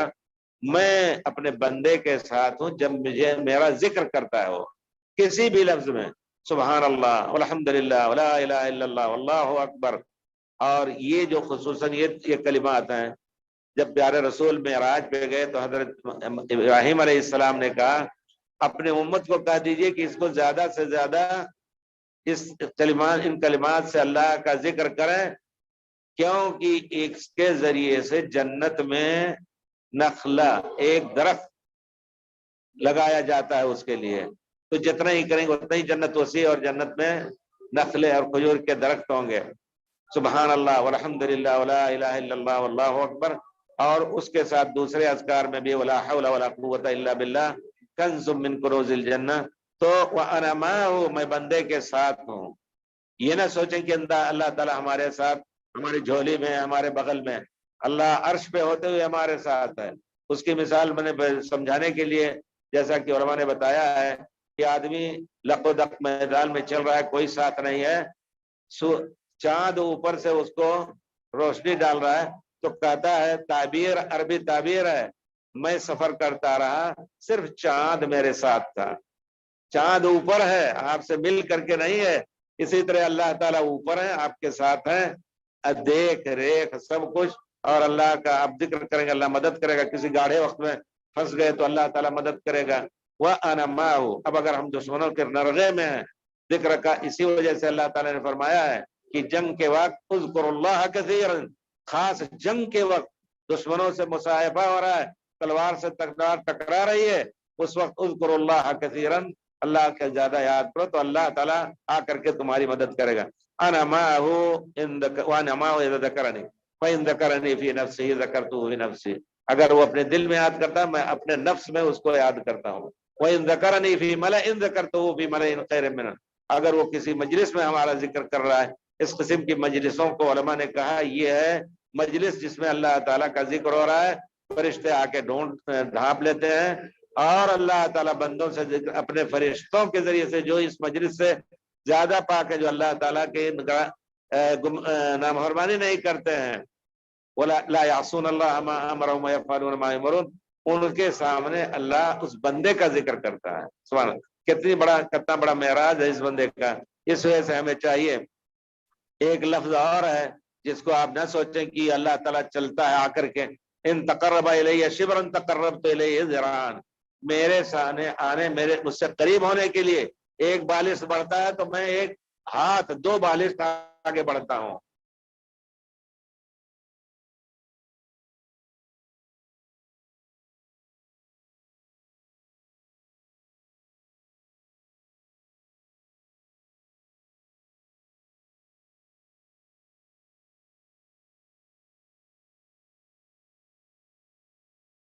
پیدا کرنا اپنے دل کے اندر۔ اسی طرح اور دوسری روایتوں میں بہت فضیلت آئی ہے ذکر کی، تو آپ رزق اذکار ضرور ہر وقت کرتے رہیں، اور اس سے آپ کو پھر کسی سے بیعت کی ضرورت نہیں پڑے گی، کسی کا ورد لینے کی ضرورت نہیں پڑے گی۔ پیارے رسول کا ورد آپ نے لے لیا، آپ پوری دنیا سے مستغنی ہو۔ ذرا سوچیے اللہ کے بندو، بہت سے لوگ ہیں جو اس سے بہت دور ہیں، تھوڑا سا تعامل نہیں کرتے ہیں، اور یہ کھانے پینے والے علماء ان کو دھوکہ دے رہے ہیں۔ یا رسول کا ورد لے لیجیے، لا الہ الا اللہ محمد صلی اللہ اکبر اللہ اکبر سبحان اللہ الحمدللہ، یہ سب کسی کے ورد کی ضرورت نہیں ہے، جو ان کا بنایا ہوا اپنا ورد ہے، اور کہتے ہیں ہمارا ورد چھوڑ دو گے تو دنیا آخرت میں ذلیل ہو جاؤ گے۔ لوگوں کو باندھنے کے لیے الہی سحر ہے پیران خرقہ پوش میں کیا، الہی سحر ہے خیران فرقہ پوش میں کیا، کہ ایک نظر میں جوانوں کو رام کرتے ہیں، یہی سب ڈوز دے کر کے جوانوں کو اپنے قید میں کر لیتے ہیں، لا کر کے تنزل چڑھائیں گے ان کو، اپنی روزی قیمتی بچوں کو محروم کر کے ان کو کھلاتے ہیں۔ اس وجہ سے ایسے لوگوں سے دور رہنے کی کوشش کریں۔ پہلے حج میں طواف زیارت میں صحیح نہیں کی تو مجھ پر دم آئے گیا نہیں؟ اللہ اکبر، کیوں نہیں صحیح کیا آپ نے؟ پہلے حج میں طواف زیارت میں صحیح نہیں کی تھی، اگر آپ متمتع تھے صحیح کرنا واجب ہے۔ اب آپ کے لیے فتویٰ یہ ہے کہ آپ اس نیت سے پورا ایک عمرہ کیجئے۔ کتنی مدت گزر گئی، آپ بیوی کے ساتھ بھی ملے ہوں گے، تو آپ جو ہے ایک بکرا ذبح کیجئے اور پورا عمرہ کیجئے، تب آپ کی یہ صحیح مکمل ہو گئی۔ صحیح اس نیت سے کیجئے کہ جو صحیح طواف کے بعد ہونا، اس وقت طواف بھی کیجئے عمرہ کر کے، اور صحیح کر کے آپ سبکدوش ہو جائیں انشاءاللہ۔ مسجد عائشہ سے بھی کر سکتے ہیں بے شک انشاءاللہ جی۔ یوم الثامن الترویہ، هل السنة المبيت في منى ام الذهاب الى عرفة؟ يا اخي المبيت في منى هي السنة، المبيت في منى هي السنة، واما انكم تقول الرحلة تاخذ او الفرقة تاخذ الجروب ياخذون، لا، قولوا لا نروح، لا نذهب إلا بعد طلوع الشمس أو آخر وقت بعد الفجر أو قبل الفجر، لابد أن نبيت في منى، فأنتم تتفقوا أو يتفق هواكم مع هوا أصحاب الرحلة، هؤلاء يريدون يرتاحوا فأنتم تريحونهم، قولوا لا، لا نذهب، نحن أعطيناك فلوس وأعطيناك كل شيء، لابد أن تأخذنا على السنة۔ بھائی کہہ رہے ہیں کہ رات 11 تاریخ کو مینا میں گزاریں، ہم سیدھے ڈائریکٹ عرفات جائیں، غلط ہے یہ پورے طور پر۔ آپ نے پیسے دیے ہیں گروپ والوں کو یا کمپنی کو، آپ اڑ جائیے کہ نہیں ہم مینا رات میں گزار کر کے آپ آخر رات میں لے جاؤ یا فجر کے بعد لے جاؤ، اڑ جائیں گے تو کچھ نہیں کر سکتے، شکایت بھی ہو سکتی ہے اس کی۔ پاکستان میں جسے قربانی کرنا ہے، حج میں قربانی کرنا ہے، کیا وہ عمرہ میں بال ناخن کٹوا سکتا ہے؟ اگر وہ اس شکل میں، آپ بار بار عمرہ نہ کریں، جب آپ نے ایک عمرہ کر لیا ہے، لیکن وہ شکل ہے کہ اگر کوئی شخص انہی دنوں میں آ رہا ہے عمرہ کرنے تمتع کا، پھر حج کرے گا، تو اس کے لیے ہے کہ بال مونچھ تو نہیں کٹانا، کیونکہ قربانی بھی کرے گا۔ طائف کا ایک آدمی مجھ سے یہ پوچھ رہا ہے، کہتا ہے ہم طائف سے آئیں گے اور 7 تاریخ کو تمتع کریں گے اور ہمیں قربانی بھی کرنی ہے۔ کئی قربانی پاکستان میں بھی ہم نے قربانی بھیج دی ہے، تو ہم نے تفصیل سے اس کو بتایا کہ جو کہتا ہے ہم خود جا کر کے 13 تاریخ کو اپنی قربانی کریں گے، تو ہم بال مڈائیں کہ نہیں مڈائیں عمرے کے بعد؟ ہم نے کہا نہیں، دیکھو سر کے بال مڈا لو، باقی ناخن اور دوسرے چیزوں کو نہیں چھونا ہے۔ قربانی کر لینے کے بعد پھر تمہیں بال وغیرہ کاٹنے کی ضرورت ہے۔ اور اگر پاکستان میں کر رہے ہو تو پاکستان میں ایک دن پیچھے ہے تو تم یہاں احرام کھول سکتے ہو، لیکن یہ ہے کہ بال وغیرہ نہ کاٹو، بلکہ احرام قربانی کہاں ان کے لیے ہم نے یہ کہا کہ اس کے لیے واجب ہے کہ آپ اس وقت تک بال نہ موڑیں، 10 تاریخ کو ایک دن احرام بڑھا دیں، جب پتہ چل جائے کہ وہاں قربانی کر لی ہے تو آپ سر کے بال موڑیں۔ اس سے پہلے آپ طواف اور صحیح کر سکتے ہیں کنکری مار لینے کے بعد، لیکن احرام نہ کھولیں۔ تو یہاں جو ہے پاکستان میں جو کرتے ہیں اور یہاں جو قربانی کرتے ہیں، عمرہ اس وقت نہ کریں تاکہ بال وغیرہ کاٹنے کی ضرورت ان کو نہ پڑے۔ ایک مخالفت ہوگی، بعد میں کر سکتے ہیں جی، لیکن خاص حالت کے لیے فتویٰ دیا جائے گا۔ اگر حاجی حج کی قربانی کے علاوہ اپنے ملک میں عید کی قربانی کسی کو مقرر کرتا ہے اور وہ سعودیہ کے حساب سے 11 ذی الحجہ کو ہوتی ہے، تو کیا حاجی کو 11 ذی الحجہ تک بال مڈوانے سے بچنا ہوگا؟ جی ہاں، اگر آپ نے وہاں قربانی کرنی ہے تو آپ جو ہے کنکری مار کر کے احرام سر نہیں موڑیں گے اور نہ احرام کھولیں گے۔ کسی احرام کی پابندی کے ساتھ آپ طواف اور صحیح کر سکتے ہیں، پھر جا کر کے منا کی رات گزاریں۔ دوسرے دن مان لیجئے تیسرے دن آپ کی قربانی ہو، احرام تیسرے دن کھولنا ہے مڈا کر کے بال۔ جب وہاں خبر لگ جائے، ہو سکتا ہے پہلے دن نہ کیا انہوں نے، لیکن تاکید کر دی کہ آپ کو احرام سے آزادی کے لیے پہلے ہی دن کر دیں، اگر کر دے رہے ہیں تو پہلے دن آپ خبر آنے کے بعد آپ موڑ کر کے اور پھر آزاد ہوں، ورنہ احرام نہیں کھولنا ہے۔ کیا نفلی طواف کا 7واں چکر مکمل کرنے کے بعد حجر اسود کا استلام کرنا ہوگا؟ جی ہاں، 8واں استلام، یہ اس میں کوئی شبہ نہیں ہے۔ حدیث شریف میں ہے کہ جب پیارے رسول حجر اسود کے مقابل میں آتے تھے، حاضر رکن کبر، آپ استلام کرتے تھے تکبیر کہہ کر کے، تو آنا ہے، پھر اس کے بعد آپ 2 رکعت صلاۃ پڑھیں گے مقام ابراہیم پر، پھر جا کر کے زمزم پیئیں گے آپ۔ زمزم پی لینے کے بعد اگر آ رہے ہیں تو 9واں استلام بھی سنت کے مطابق پہلے عمرے کے بعد، پھر اس کے بعد صفا مروہ جانا ہے، صفا پہلے پھر مروہ۔ عمرہ اور طواف کس کے لیے کیا جا سکتا ہے؟ زندہ کے لیے، مردہ کے لیے؟ اس زندہ کے لیے بھی کیا جا سکتا ہے جس کی زندگی اور موت یکساں ہو۔ سفر پہ اونٹنی پہ بیٹھا کے ویل چیئر پہ بھی نہیں کرا سکتے آپ، ایسی حالت ہے، یا ان کو آکسیجن وغیرہ لگا ہوا ہے، تو ان کی زندگی میں کیا جا سکتا ہے۔ اس کی سب سے واضح دلیل ہے، ایک بیوی آئی پیارے رسول سے پوچھ رہی ہیں، راستے میں جب آپ نکلے تو راستے کے قبیلے آ کر کے آپ سے جڑ رہے تھے، وہاں ایک عورت نے اپنے بچے کو اٹھایا، الہذا حج یا رسول اللہ، اس بچے کا حج ہے؟ کہاں اس کا حج ہے، تمہیں اس کی تکلیف برداشت کرنی ہے، اس کو پاک صاف رکھنا ہے، اس کو اٹھا کر کے تمہیں وہ طواف صحیح کرنا، وَلَكِ الْأَجْرُ، تمہاری لیے اجر ہے۔ اور پھر ایک آدمی نے پوچھا کہ میرے والد، اور ایک عورت نے بھی پوچھا کہ میرے والد جو ہیں وہ اتنے کمزور ہو چکے ہیں کہ اگر ان کو اونٹنی پر بیٹھا دے لڑک جائیں گے، اونٹنی پر بیٹھا کے بھی نہیں آ سکتے ہیں، تو ان کے لیے حج کریں۔ تو پیارے رسول نے کہا کہ ان کے لیے حج کرو۔ اور اگر آدمی غربت کی وجہ سے نہیں کر سکتا ہے تو اس کے لیے جائز نہیں، آج غریب ہے کل دے سکتا ہے اللہ تعالیٰ۔ اور اگر کوئی شخص ویل چیئر پہ لا کر کے کرایا جا سکتا ہے، آج کل جو آسانیاں ہیں، تو اس کے لیے نیابت نہیں، اس کو لا کر کے کرانا ہے۔ صوتک ولا تفشي سرا، كل بارك الله وانا في مكانك انت. الصيام 3 أيام. نعم. نعمة. الصيام من الآن صم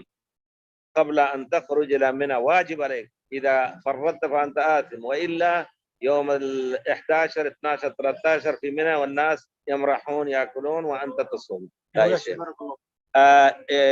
یہ جو ہے مجبوری کے مسئلے میں ایک مسئلہ یہ بھی ہے، کسی نے کل ہی پوچھا تھا تو مجھے یاد آیا گھر پہنچتا تو بہت سے لوگ فون کریں گے، تو اس میں ایک عربی نے پوچھا، کہا کہ ایک لڑکا ہے، اس کا باپ انتقال کر گیا اور وہ حرکت نہیں کر پا رہا ہے، اپنا پیر ہاتھ سے مجبور ہے، لیکن عقل بہت بڑی ہے اس کی، پڑھا لکھا ہے سب کچھ، وہ خود اپنے باپ کے لیے وہ حج کرنا چاہتا ہے، کر سکتا ہے نہیں؟ ہم نے کہا کر سکتا ہے، شرط یہ ہے کہ کوئی اس کو اٹھا کے لائے، طواف صحیح کرائے اور قربانی وغیرہ کرے، کنکری کو اگر جا سکے مار سے، کہا نہیں ہاتھ وغیرہ بالکل نہیں حرکت کر رہا ہے، سبحان اللہ، کا تو اس کی طرف سے کوئی مار دے، انشاءاللہ اس کا حج صحیح ہوگا، باپ کے لیے بھی۔ تو گویا مردوں کے لیے آپ تو بے شک آپ کر سکتے ہیں حج، طواف، عمرہ، طواف نہیں، عمرہ اور حج، لیکن زندوں کے لیے، اسی زندہ کے لیے جس کی حالت بیان ہوئی کہ بہت کمزور ہو، بیمار ہو، اس کی زندگی کا بھروسہ نہ ہو، اور اس میں ہو کیا کہتے ہیں، کس میں ہو، وسیعی میں، آئی سی او میں ہو، کوما میں ہو، جس کو کہتے ہیں عنایہ مرکزہ لائیے، یہ ہو گیا۔ مسجد حرم میں نماز پڑھنا اور حدود حرم میں مسجد نماز پڑھنے میں بہت بڑا فرق ہے، بہت بڑا فرق ہے۔ جتنی یہاں 1,00,000 کا تو حجر ہر جگہ ملے گا، اکیلے پڑھنے میں 2 آدمیوں کے ساتھ پڑھیں گے تو وہ اور ڈبل ہو جائے گا، جماعت کے ساتھ کہیں بھی پڑھیں، وادی میں پڑھیں، ریت پر پڑھیں، 27 لاکھ 25 لاکھ، اور پھر مسجد حرام میں پڑھیں گے تو جتنی بڑی جماعت ہوگی، پیارے رسول نے فرمایا ہے، اتنا اجر بڑھ جائے گا۔ تو دنیا میں مسجد حرام سے بڑھ کر کے جماعت کہیں نہیں ہوتی ہے، اس وجہ دونوں کو برابر نہ کہیے، لیکن بہرحال بہت بڑا اجر ہے، کہیں بھی پڑھیں آپ انشاءاللہ۔ یہ لگے گا تو کہیں کہیں نا ہمارا خراب کر دیا۔ عرفات میں مغرب میں نکلنے کے بعد مزدلفہ کے روانہ ہوتے ہوئے مگر راستے میں کسی وجہ سے کافی دیر ہونے کی وجہ سے مزدلفہ ہم نے عشاء کے وقت نہیں پہنچ پانے کی صورت میں کیا ہم مزدلفہ سے پہلے مغرب، بلکہ واجب ہے جب دیکھیں کہ راستہ رکا ہوا ہے تو 12 بجے کے بعد یا 11:30 نصف اللیل جو ہے عشاء کا آخری وقت ہے، اس سے پہلے اتر کر کے آپ لوگ گاڑی رکوا کر کے اور صلاتین دونوں مغرب اور عشاء کی، مغرب کی 3 رکعت اور عشاء کی 2 رکعت، یہ اذان بھی کہہ لیں، پڑھ کر کے پھر آپ 2 بجے پہنچے، کوئی فرق نہیں، لیکن صلات پڑھ لیں آپ ضرور، اس میں کوئی دوسری رائے نہیں ہے۔ صفا مروہ پر صحیح کرنے سے پہلے کیا ہے، کتنی بار تکبیر اور جو مسنون دعا پڑھتے ہیں، لا الہ الا اللہ وحدہ لا شریک لہ لہ الملک و لہ الحمد وهو علی کل شیء قدیر، لا الہ الا اللہ وحدہ انجز وعدہ، تو کیا ان دعاؤں کے درمیان اپنی زبان میں دوسری دعا، اللہ اکبر، اپنی زبان میں دوسری دعائیں پڑھنی سنت ہیں، چاہے وہ یاد کر کے معنی سمجھ کر کے اپنی زبان میں، پیارے رسول 3 مرتبہ اس کو کہتے تھے، ہر مرتبہ کہنے کے بعد دعائیں کرتے تھے، پھر اس کے بعد یہ کلمات ادا کرتے تھے، پھر دعائیں کرتے تھے۔ تو آپ اپنی زبان میں بھی دعا کر سکتے ہیں، دل سے جو دعا نکلے گی وہ زیادہ اچھی ہوگی، اور کسی کے ذریعے کتاب پڑھ کر کے، کتاب سے بدل نہ پڑھائے اور کوئی نہ پڑھائے آپ کو۔ السلام علیکم ورحمۃ اللہ وبرکاتہ۔ بھائی کا سوال تھا کہ اپنی زبان میں دعا کر سکتے ہیں طواف کے چکروں میں، صحیح کے چکروں میں، مسنون دعائیں جو پیارے رسول نے پڑھی ہیں ان کے پڑھ لینے کے بعد اپنے دل کی کوئی دعا بھی، اپنے لیے، اپنے بچوں کے لیے، ملک کے لیے، پوری دنیا کے لیے، مسلمانوں کے لیے، ہم سب کی گردن پہ ہے کہ ہم سب کے لیے دعا کریں۔ بڑی بری حالت چل رہی ہے مسلمانوں کی پوری دنیا میں، تو اللہ تعالیٰ ٹھیک ہے، کیا صحیح مکمل کرنے کے بعد 7ویں چکر کے بعد مروہ میں کوئی دعا پڑھنے، وہی دعا جو پیارے رسول نے صفا میں پڑھی ہے، صفا میں اور صفا پر وہی دعا آپ کو پڑھنی ہے، اور دعائیں جو کچھ آپ کرنا چاہیں ان کے درمیان آپ کریں۔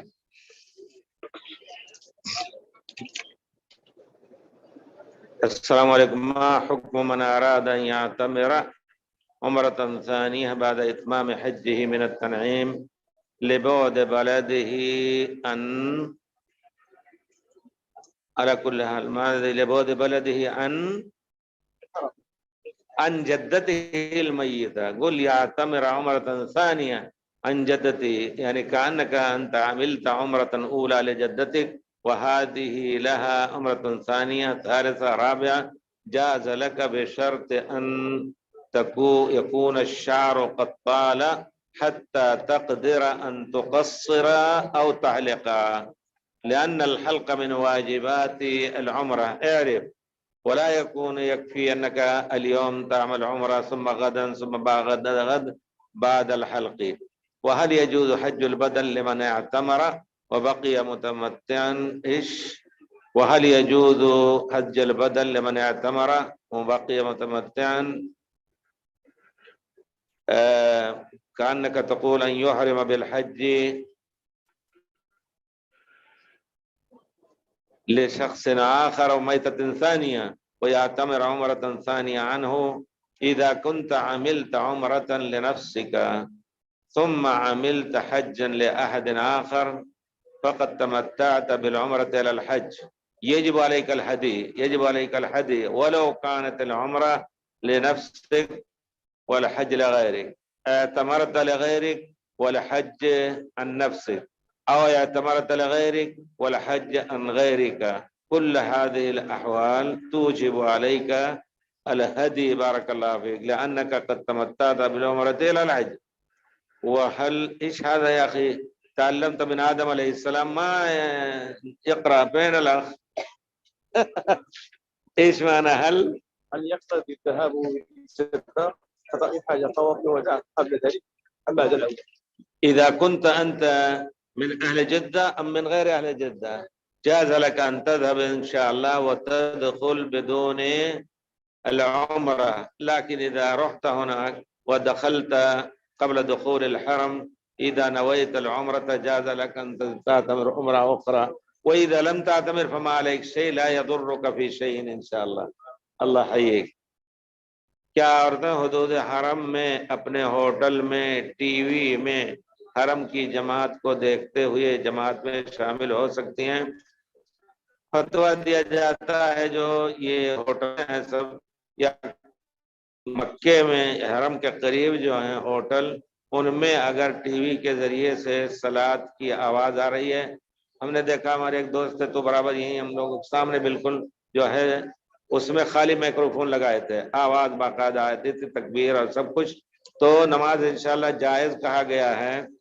اگر آواز آ رہی ہے یا جماعت دور سے نظر آ رہی ہے، امام کی آواز آ رہی ہے، تو آپ سمندر کے اس پار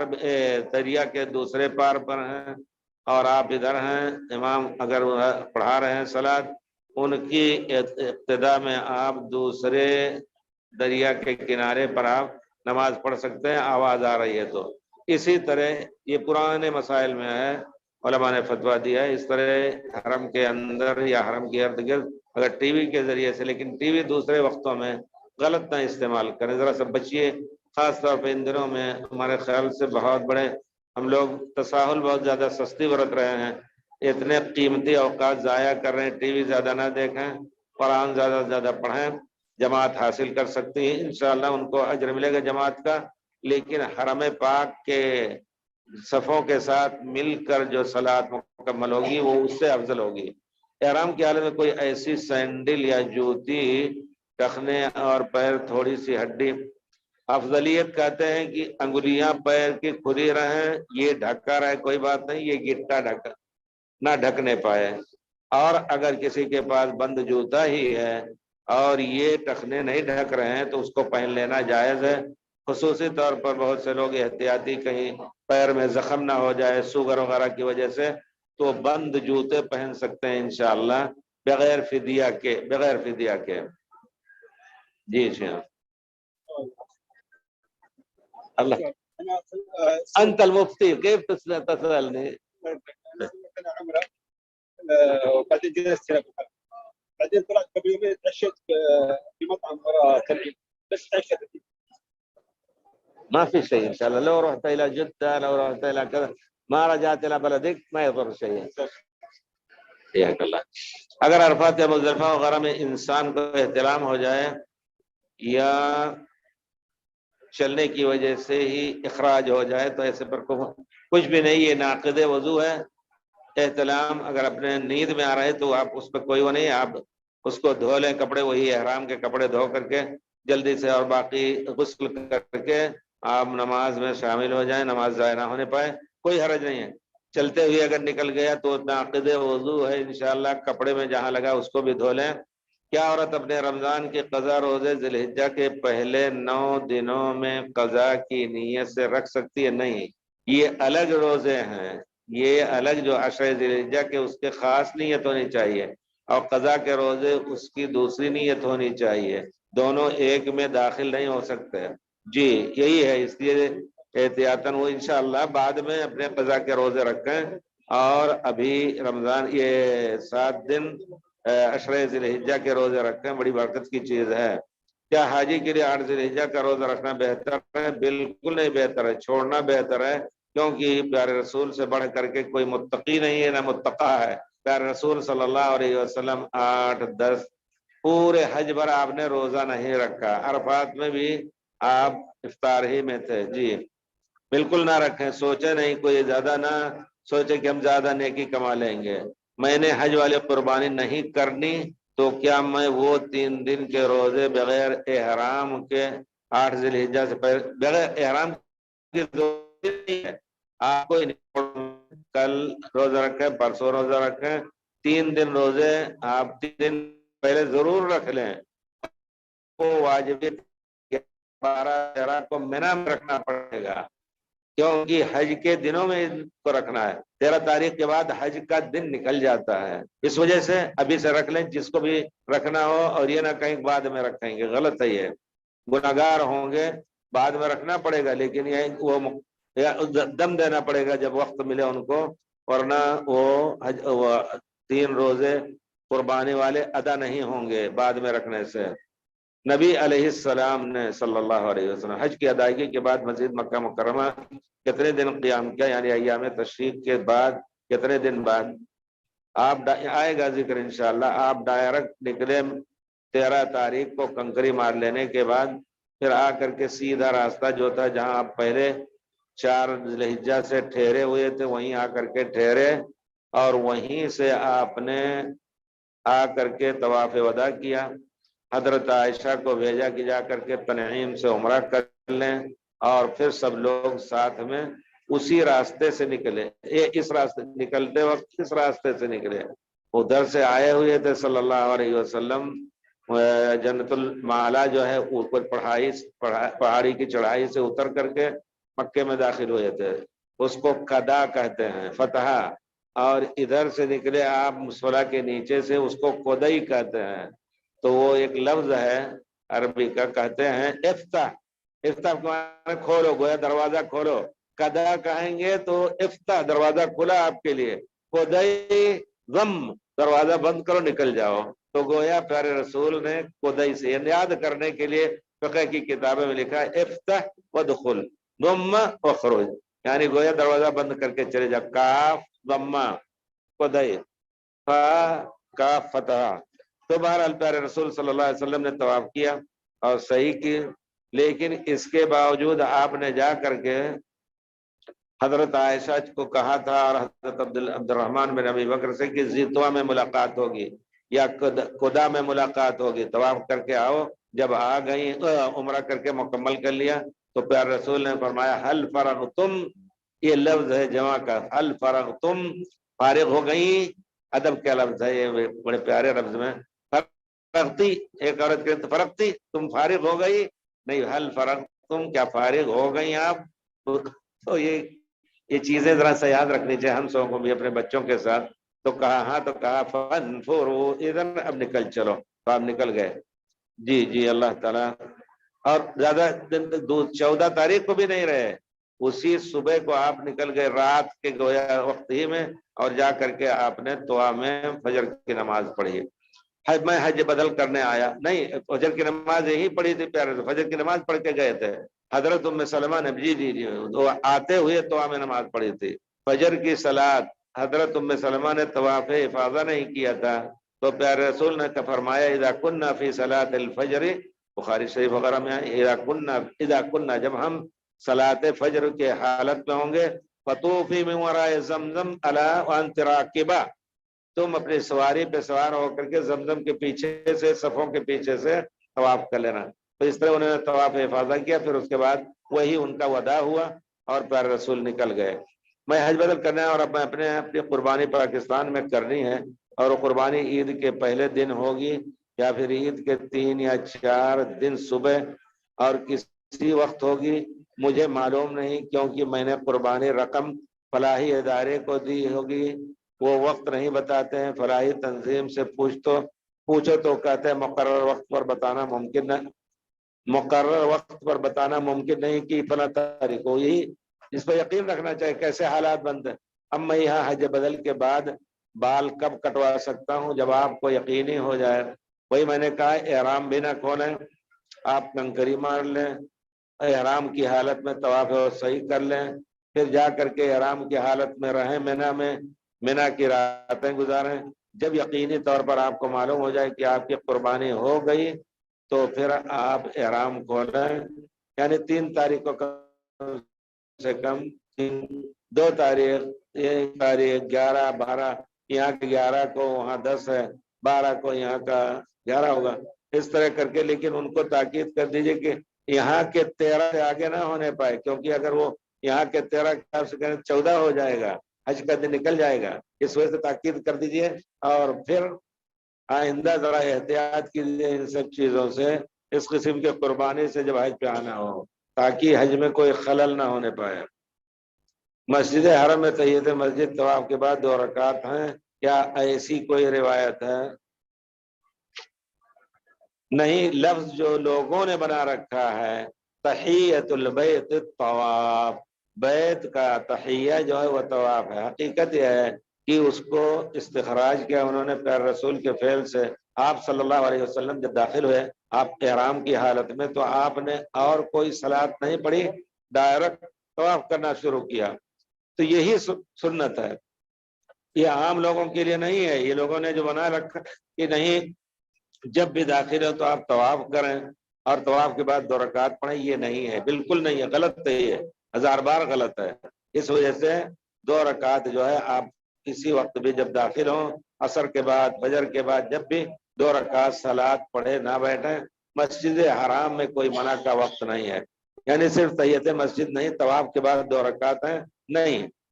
2 رکعت عام رکعت ہے، طواف کے بعد کوئی ضروری نہیں ہے، اگر موقع تو آپ کریں بے شک طواف، اس کے بعد پھر آپ 2 رکعت پڑھیں، یہ الگ بات ہے موقع ہے تو، لیکن کوئی کہہ دے کہ نہیں جب بھی مسجد حرام میں داخل ہوں تو طواف کریں اور 2 رکعت پڑھیں تب بیٹھ سکتے ہیں، ورنہ نہ بیٹھ سکتے، غلط ہے۔ جماعت کھڑی ہے، فرض کی صلاۃ آپ نے پڑھ لی، 2 رکعت اس سے زیادہ پڑھ لی، آپ کے بیٹھنے کا حق ہے، یہ نہیں کہیں کہ 2 رکعت الگ پڑھیں پھر جماعت میں داخل ہوں گے۔ اب کون سی جگہ ہے آج کل زیارت کے لیے، وہاں کیسے جا سکتے ہیں؟ اور خیف محصب کون سی جگہ ہے؟ اب تک جو ہے، اب آپ اس وقت جب پتہ نہیں کہاں کدھر ہوتے ہیں، ایک جگہ ہے نام اس کا ہے معابدہ، سیدھے جنت المالا سے نکلیں گے تو ایک جو میزہ آتا ہے، جو میزہ سے پرانے زمانے کا شاہ عبدالعزیز کا قصر آتا ہے، ادھر میونسپلٹی کی بلڈنگ ہے، آگے نکلیں گے معابدہ آتا ہے، اس کے آگے یہ جو ہے گورنر ہاؤس ہے، مشہور ہے، وہ پورا علاقہ لمبا دور تک یہ محصب تھا، اور یہی ہوا ہے ابطح، جس میں پیارے رسول صلی اللہ علیہ وسلم نزول فرمائے تھے۔ ابطح، یہ بطحا یا ابطح، وہ بطحا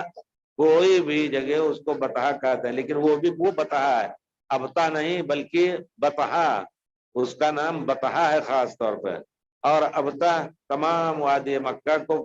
ابطح کہتے ہیں، بطحا ابطح اباطح اس کی جمع ہے۔ میں نے شعر پڑھا تھا عربی کا، فلما قضینا، پرانے جاہلیت میں اپنا قصہ بیان کر رہے ہیں، فلما قضینا من منن کل حاجت، منا کے تمام کام ہم جب مکمل کر لیے، ومسح برکان من کان ما سعو، طواف افاضہ بھی کر لیا کرتے تھے اس زمانے میں، اخذنا باطراف الاحادیث بیننا، باتیں کرتے اونٹ پہ چڑھے ہم نکلے سب، وسالت بآناق المطی الاباطح، اونٹنیوں کے گردنوں سے وادیاں بہ رہی تھی مکے کی، یہ عربی تعبیر ہے، جیسے کہیں کہ آدمیوں سے وادی بہ رہی ہے، تو اس طرح تو اباطح اس کو کہتے ہیں، اور بطحا جہاں آپ نزول فرمائے تھے وہی معصب بھی ہے، حضرت عبداللہ ابن عمر رات میں جب آتے 13 تاریخ کو نکل کر کے آتے تو رات وہیں گزارتے تھے کہ پیارے رسول نے رات گزاری ہے، لیکن وہ ان کا خاص اجتہاد تھا، دوسرے صحابہ نہیں کرتے تھے۔ کوئی شخص ہے، اگر کوئی شخص اس طرح کر رہا ہے پیارے نبی کی محبت میں، لیکن اب جگہ ملے گی کہ نہیں ملے گی، وہاں کے ہوٹل میں کام اگر ہوٹل میں کرایہ لے لے رہے اس نیت سے، تو انشاءاللہ گمراہی کی بات نہیں، ایک صحابی کا فعل ہے، لیکن عام صحابہ نہیں کیا کرتے تھے ایسا۔ کوئی شخص حج کی قربانی کے بعد اپنی اور قربانی انڈیا میں دے، حج کی قربانی کے بعد اپنی اور قربانی انڈیا میں دے، تو جو دوسرے دن ہوئی تو کیا وہ شخص احرام کھول سکتا ہے؟ نہیں کھولے گا، سر نہیں مڈائے گا، کیونکہ جب تک قربانی نہ ہو جائے، آپ کا رسول نے فرمایا جو شخص قربانی کرنا چاہتا ہے یہاں یا کہیں بھی آپ نے دیا ہے، جب تک قربانی ہو لینے کا یقین نہ ہو تب تک نہیں مڈانا ہے۔ میں نے ایک عالم سے دین جو مدرسہ میں، جو مدینہ میں پی ایچ ڈی کر رہے ہیں، انہوں نے کہا آپ احرام کھول سکتے ہیں، آپ اس پر رہنمائی فرمائیں۔ نہیں، آپ نہیں کھول سکتے، کیونکہ آپ کے بال اس وقت نہیں کٹیں گے حتی یبلغ الحدی محلہ، جب تک قربانی نہ ہو جائے۔ جی یہی ہے، فتویٰ دیا جاتا، میں نے دیکھا کتابوں میں، کہتے ہیں کوئی حرج نہیں، لیکن صحیح ہے کہ زندگی میں آپ بار بار کئی چیزیں نہیں کرتے، وہ بھی ایک استنباط کیا، یہ بھی ایک استنباط ہے، تو احتیاطی مسئلہ لینا زیادہ افضل ہے جہاں علماء کا اختلاف ہو، لیکن جہاں پیارے رسول کا ایک قول ہو تو اس میں احتیاط کی ضرورت ہے، اسی کو لینا ہے۔ عمرہ یا حج میں قصر کی کوئی مقدار ہے؟ پورے سر کا قصر کرنا ہے، یعنی اگر آپ کے پاس لٹ بھی ہے تو پوری لٹ میں سے چاروں طرف سے کاٹ لینا ہے، لیکن حج میں اس کو مڑانا ہے پیارے رسول کی سنت کے مطابق۔ پیارے رسول کے بال بڑے تھے، آپ کے بال کاٹے گئے تھے مروہ پر، آپ نے فرمایا بھی تمام صحابہ سے کہا کہ 4 دن باقی ہیں، قصرو، سر کے بال کٹوا لو، مڑاؤ نہیں، کیونکہ 4 دن کے بعد 5 ذی الحجہ، 6 ذی الحجہ، 7 ذی الحجہ، 8، 9، 10 کے بعد مڑانا ہے۔ تو ایک بعض علماء کہتے ہیں کہ ایک پور تک بال کاٹنا یہ عورتوں کے لیے ہے، عورتوں کی چوٹیاں ایک طرف پکڑ کر کے پیچھے سے ایک انگلی کے، یا اگر ان کی کئی چوٹیاں ہیں، یا مان لیجیے آج کل جو جائز ہے عورت کے لیے، فیشن کے نام سے یا مغربی تہذیب کا نام سے نہ کر، لیکن بال کو کنگھا اور اس کے صاف رکھنے کے خطرے سے اگر بال کٹا کر کے کندھے تک اس کا بال ہے تو چاروں طرف سے اس میں سے تھوڑا تھوڑا لے لے۔ آپ کہیں گے یقیناً اگر اس لیے سے کر رہے ہیں کہ وہ فلاں ایکٹر ایسا ایکٹر سے ایک کر رہے ہیں تو وہ غلط ہو جائے گا، لیکن ضرورت کے تحت حضرت عائشہ رضی اللہ تعالی عنہ نے، کیونکہ وہ کہتی تھیں کہ اللہ بہت بڑا، اس کی بڑی ذات ہے کہ اس نے مردوں کو داڑھی سے زینت دی ہے، عورتوں کو چوٹی دے کر کے زینت دی ہے، تو لیکن یہ ہے کہ پیارے رسول کے بعد جب زینت کی ضرورت نہیں تھی کسی کے لیے تو وہ بال اپنے کندھے کے نیچے سے کاٹ لیتی تھی۔ اب ایسی عورت تو اگر کاٹ رہی اس نیت سے کہ ہمیں کنگھا ہوں گا، زیادہ محنت نہ کرنا پڑے، اس کو صاف نہ کرنا پڑے، جو نہ پڑے، تو چاروں طرف سے کاٹنا ہوتا ہے۔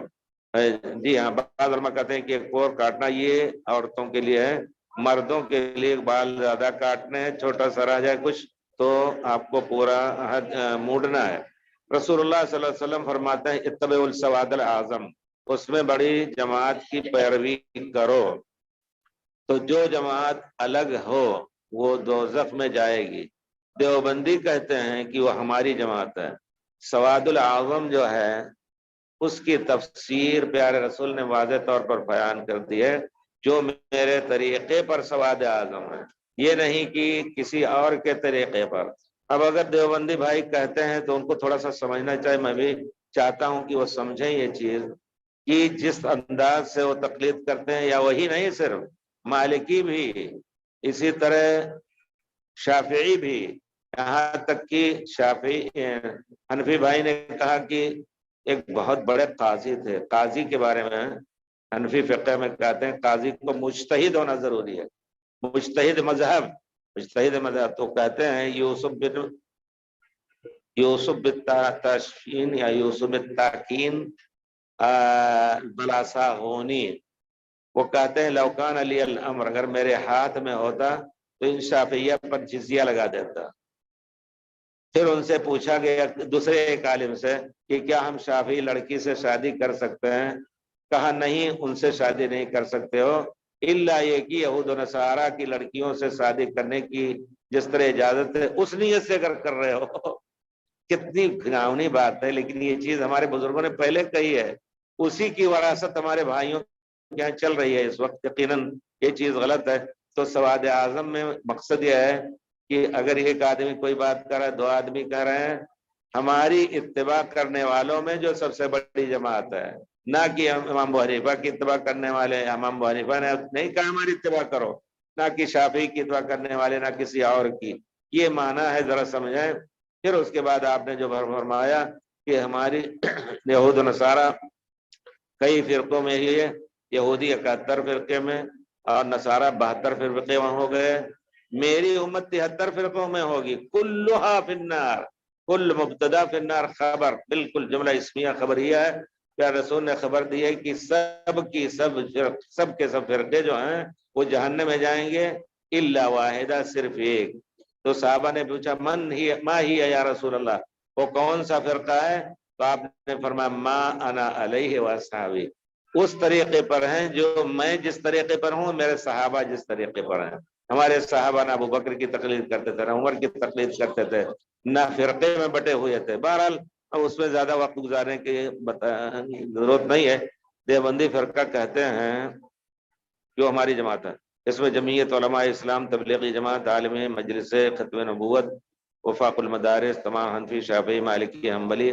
سواد اعظم داخل ہیں، اور افغان طالبان شامل ہیں، جبکہ اہل حدیث غیر مقلد بھی اس میں شامل ہیں۔ نہیں، اہل حدیث کا ایک امتیاز ہے، ان کا ایک خاص عقیدہ ہے۔ اسی وجہ سے آپ دیکھیں گے ابھی جو بچے لا کر کے پڑھتے ہیں، بہت کتابیں پڑھ چکے، یہ تھوڑے وقت میں کافی کتابیں پڑھ چکے ہیں۔ ہم نے کہا بھائی، کہتے ہیں گھر پہ آئیں گے، ہم نے کہا گھر پہ کسی کا استقبال نہیں۔ اب ہم نے بالکل سادگی یا ایک سکہ دیا ہے، ایک بڑے استاد آئے ریاض سے، بہت بڑے، آتے رہتے ہیں، جب بھی آتے ہیں تو ملتے ہیں، گھر پہ بیٹھتے ہیں۔ ہم نے کہا عذر کر دیا میں نے، بالکل۔ اور تو بہرحال ہم نے کہا تو یہ طریقہ نکالا، اس میں ابھی جو کتاب پڑھ رہے تھے اس کا نام ہے صابونی، ایک عالم ہے، 400 کچھ میں ان کا انتقال ہے، 4 صدی کے بعد ہے۔ ان کی کتاب ہے عقیدت اصحاب الحدیث، اہل سنت اصحاب الحدیث، اہل سنت اہل حدیثوں کا عقیدہ میں بیان کر رہا ہوں۔ تو وہی ہے کہ وہ کہتے ہیں کہ ہم کتاب و سنت پر عمل کریں گے، کسی کی تقلید نہیں کریں گے، اور نہ عقیدے میں اور نہ احکام میں، کسی چیز میں، صرف پیارے رسول کی۔ تو اسی وجہ سے ہم نے بار بار آپ کو ذکر کر دینا ہمارا کام ہے کہ ہم سب کے طریقے کو چھوڑ کر کے طریقے محمدی صلی اللہ علیہ وسلم نے، اور سب کے ورد اذکار کو چھوڑ کر کے جو گمراہ کرنے والے ہیں، پیارے رسول کا ورد اذکار لے کر کے زندگی گزاریں، انہی کو سینے سے لگائیں جو چیزیں پیارے رسول سے ثابت ہیں۔ یقیناً یہ دنیا چند دن کی ہے، قیامت میں کوئی نہیں کام آئے گا، باپ بیٹے کا، نہ بیٹا باپ کا۔ وقال الذين استكبروا للذين استكبروا كنا لكم تبعا فهل انتم مغنون عنا من عذاب الله شيء۔ کمزور سمجھ کر کے ان مریدوں کو مرید کیے ہوئے تھے مرغے کی طرح، وہ قیامت میں کہیں گے ہم تمہارے پیچھے چل رہے تھے، آج عذاب ہم پا رہے ہیں تو تم کچھ بچا سکتے ہو؟ تو کہتے ہیں کہ ہم نہیں بچا سکتے، کل فیہا، ہم سب عذاب میں ہیں۔ تو یہ سوچ لینا ہے کہ ہر ایک اپنے عمل میں کیا کچھ کر رہا ہے، نہ افغان ہو، نہ مالکی ہو، نہ حنبلی ہو، نہ صحابی ہو، نہ طالبان ہو، اور نہ استاذان ہو۔ طالبان والے طالبوں کی، طلبہ کی جماعت کے نام سے، لیکن وہ آج کل سب سے بڑے دشمن اہل حدیثوں کے ہیں۔ کتنے بڑے بڑے علماء کو انہوں نے شہید کر دیا، ہم بھی ہوتے الحمدللہ شہادت ملتی ہے تو ہم چاہتے ہیں شہادت مل جائے اللہ کے راستے میں۔ کتنے لوگوں کو شہید کر دیا۔ ایک بہت بڑے عالم تھے اور میں نے ان کا منشور دیکھا، کہا کہ اگر کوئی وہابی یا اہل حدیث نماز پڑھاتا ہے تو اس کو ہمارے بارے میں بتائیے، اس کو پکڑ کر کے ہم جیل میں ڈالیں گے، اس کو نماز پڑھانے کا حق نہیں۔ کوئی نماز کے بعد 2 ٹوک کہنا بھی چاہتا ہے تو اس کو نہ کہنے دو، پر یہ سب کچھ ہو رہا ہے۔ ہم چاہتے ہیں ان بیچاروں کو کیسے پہنچائی جائے صحیح بات، علماء کی غلطی ہے، جا کر کے پہنچے، سمجھائیں ان کو۔ اور وہی اب روس اور امریکہ جو ہے، ایک حقیقت ہے جس کو آ کر کے بیان کیا کہ بیوٹی کیا کہتے ہیں اس کو، یہ عورتوں کو خوب جو مرد لوگ خاص طور پہ یا عورتوں کے سنگار کرنے کے کئی سنٹر باقاعدہ امریکہ سے اور اس کے تمام یہاں تک کہ معمولی برش اور تمام رنگ اور رنڈیاں سب وہاں سے آتی ہیں، مفت میں کھولا ہے انہیں ہمارے بزرگوں جن کا نام طالبان کہا جاتا ہے، اور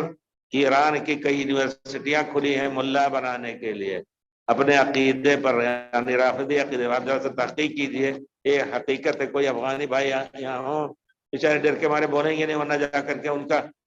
گردن ان کی قلم کر دی جائے گی، یہ بھی ہے حقیقت ہے، یہ رو رہے تھے جو بیان کر رہے تھے۔ تو بہرحال اللہ تعالیٰ سب کو توفیق دے، ایک دم مسئلہ واضح ہے، وہی ہے جیسے امام مالک نے کہا کہ جس چیز سے پہلے لوگوں کی اصلاح ہوئی تھی یعنی مہاجرین اور انصار کی، اسی چیز سے اب بھی امت کی اصلاح ہو سکتی ہے، ورنہ نہیں۔ اپنے زمانے میں وہ کہہ رہے ہیں آج کل دنیا جو بگڑی ہوئی ہے، بہت ظلم ہوا ہے، اچھا موقع ملے گا تو کبھی ملا کر کے اپنی کتاب میں سے ایک چیپٹر پڑھوں گا کہ کتنا انہوں نے قتل و غارت گری ہوئی شافعیہ، حنفیہ اور دوسروں میں، باقاعدہ شہر کے محلے ایک دم بالکل پست کر دیے اور ان کو بھگا دیا، وہاں تہخانے میں جی رہے تھے۔ تو یہ سب قصے ہیں، آپ جا کے دیکھیں کتاب میں، معجم البلدان 6ویں صدی ہجری میں یہ سب کچھ ہوا ہے۔ بہرحال اللہ تعالیٰ احرام کی حالت میں جسود کو ہاتھ لگانا کیسا ہے، اس پر خوشبو، اگر خوشبو لینے کے لیے آپ جا رہے ہیں تو غلط ہے، چھونے کے لیے جا رہے ہیں اگر آ گیا کچھ تو آپ اپنے کپڑے مت ملیں تبرک کے لیے، آپ اسی غلاف میں یا زمین میں کہیں مل دیں، صاف ہو جائے۔ لیکن اس کی وجہ سے آپ کو یہ نہیں کہا جائے گا کہ آپ استلام نہ کیجئے، بوسہ نہ دیجئے، اگر آرام سے ملے اور بوسے کے لیے لڑائی جھگڑا کرنا یہ بھی گناہ ہے۔ احرام کی حالت میں مسجد حرم کے بدروم میں شاید باتھ روم میں شیمپو ہوتا ہے، اس میں خوشبو، وہ خوشبو اتنی بڑی نہیں ہوتی ہے، اتنا زیادہ نہیں ہوتی ہے۔ ہم خود ایک زمانے میں کرتے تھے یہاں بیٹھتے تھے 6 گھنٹے حاجیوں کے لیے، جب جاتے تھے تو ایک چھوٹی سی شیشے میں صرف جس میں خوشبو نہیں ہوتا ہے وہ رکھتے تھے جیب میں جا کر کے، کیونکہ آدمی دھوئے نا تو طبیعت مالش کرتی ہے، طبیعت اچھا نہ رہتا ہے، تو آپ اس سے دھو لیں انشاءاللہ اچھی طرح تو اس کی خوشبو جاتی رہے گی، کوئی حرج نہیں ہے، لیکن ضرور دھوئیں، ایسے پیخانہ دھو کر کے اور پھر ہاتھ دھونا صحیح نہیں ہے پانی سے صرف۔ پیارے رسول خود کیوں پانی سے صحیح؟ پیارے رسول جب بھی آپ کی ذات مطہر سب کچھ، لیکن آپ جب نکلتے تھے باتھ روم سے تو زمین پر آپ ہاتھ رگڑتے تھے، غسل فرماتے وقت سب سے پہلے آگے کا حصہ دھوتے تھے بائیں ہاتھ سے، پھر زمین پر ہاتھ رگڑ کر کے دھوتے تھے۔ تو اسی طرح آپ کوئی چیز ایسی رکھیں۔ دانوں والی تصویر پر اذکار کرنا کیسا؟ ابو ہریرہ رضی اللہ عنہ دانوں والی تصویر پر پڑھنا ثابت ہے؟ نہیں ثابت ہے حضرت ابو ہریرہ سے، لیکن میں جہاں تک جانتا ہوں کہ زیادہ سے زیادہ 100 عدد ہیں آپ کے صبح کے اذکار میں، سبحان اللہ بحمدہ 100 مرتبہ، لا الہ الا اللہ وحدہ لا شریک لہ 100 مرتبہ، اس کے علاوہ اذکر اللہ کثیرا، کوئی عدد کی ضرورت نہیں ہے، آپ اس پہ آسانی سے، بچپن میں ہم لوگوں کو مشائخ نے سکھایا کہ ایسے ایک پکڑ لو، سبحان اللہ سبحان اللہ سبحان اللہ، 3 ہے نا، 3 پور ہے نا، سبحان اللہ بحمدہ سبحان اللہ بحمدہ سبحان اللہ بحمدہ سبحان اللہ بحمدہ سبحان اللہ بحمدہ سبحان اللہ بحمدہ سبحان اللہ بحمدہ، 15 ہو گئے۔ پھر اس کو پکڑیے، 15 دونہ 30، 45، چوکا 60، 75، چھکا 90، 70، 105، تو 7 مرتبہ کر لیں گے تو 100 سے زیادہ ہو گیا۔ یہ کیجئے، اور قیامت کے دن یہ پیارے رسول نے عورتوں کو جو کم حافظے کی ہوتی ہیں کہتے ہیں اعقدن باناملکن، تسبیح اپنے پوروں پر کرو، کچھ لوگ کہتے ہیں اس طرح کا، لیکن عقد عرب جو تھا یہ اس طرح موڑتے تھے کھولتے تھے، بہرحال دونوں طریقہ صحیح ہے۔ اعقدن باناملکن، اپنے انگلیوں کو پوروں پر تسبیح کا عقد کرو، فإنہن مستنطقات، قیامت کے دن ان کی شہادت لی جائے گی، گواہی دیں گی کہ تسبیح پڑھتا تھا، وہی افضل ہے۔ اور تسبیح کے دانے ریا و نمود کی بات ہے، نہ لے تو اچھا ہے، لیکن اگر کوئی شخص کمزور ہو چکا ہے حافظے کا، تو بعد پرانے زمانے میں کہا کہ بھائی اگر ہم ڈھونڈ رہے تھے اس میں تو چیزیں ملی اس طرح کی، کہ کہا ہے کسی نے نصیحت کی پرانے زمانے میں 2 صدی ہجری میں کہ ہم طواف کرتے ہیں تو بھول جاتے ہیں، کہا کنکری لے کر کے ساتھ رکھو اور ایک کنکری گرا دو جب ایک مکمل ہو جائے. تو وہی اسی طرح اگر کوئی 7 دانے کی تصویر بنا لے رہا ہے اس کے لیے، لیکن یقیناً جانیے کہ وہ خود بھول جاتے ہیں، اس پر ہاتھ رکھا تو اس پر پڑ گیا. تو اس وجہ سے بالکل ساتھ میں جو ہے ان سے پوچھ کر کے میں کرتا ہوں. اب جو کرتا ہوں بار بار تو بچوں سے کہتا ہوں ذرا مضبوط رکھنا، کہیں بعد میں شیطان تو ہونا چاہیے اگر تاکید ہو تو انشاءاللہ، لیکن اس سے تسبیح سے کوئی فائدہ نہیں پہنچنے والا ہے. نماز تسبیح پڑھنا کیسا ہے، یعنی صلاۃ التسبیح جس کو کہتے ہیں، صحیح روایت سے ثابت نہیں، لیکن بعض علماء نے کہا ہے کہ اگر کوئی پڑھتا ہے تو پڑھ سکتا ہے. لیکن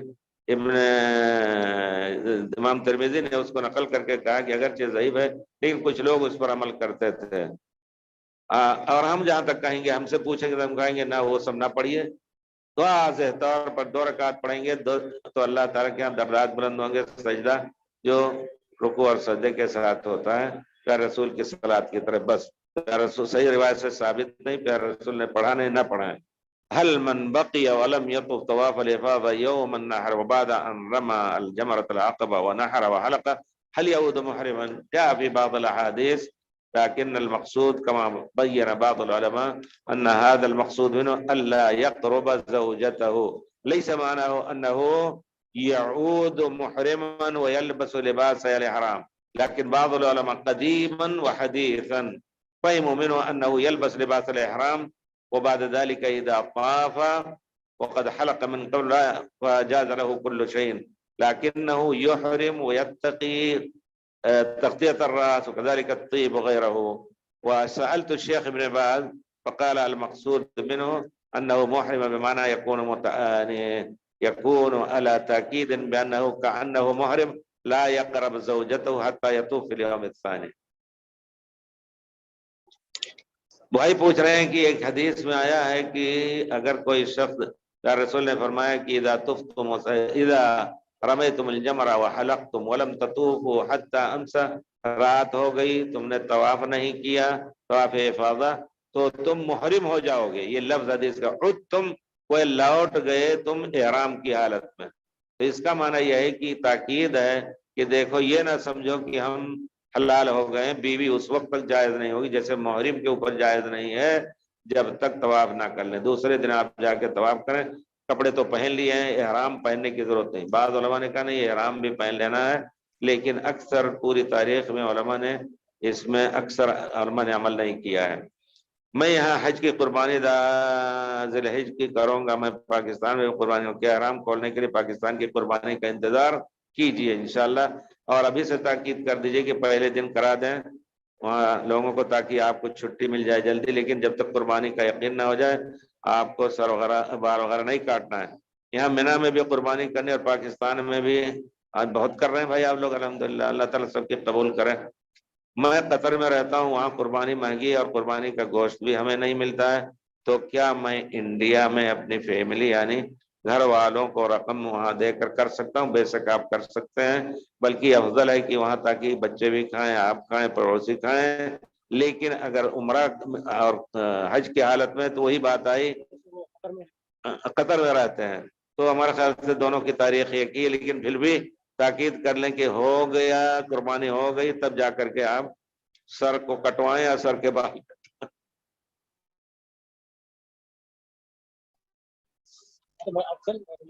جی ان کا انتظار کرنا ہے. قربانی واجب نہیں، آپ نے کل صحابہ کرام رضوان اللہ کا عمل فرمایا، تو پھر حج بدل کے بعد بال کٹوانے میں کیا مسئلہ ہے؟ بس یہ کہ رسول نے فرمایا ہے کہ من اذا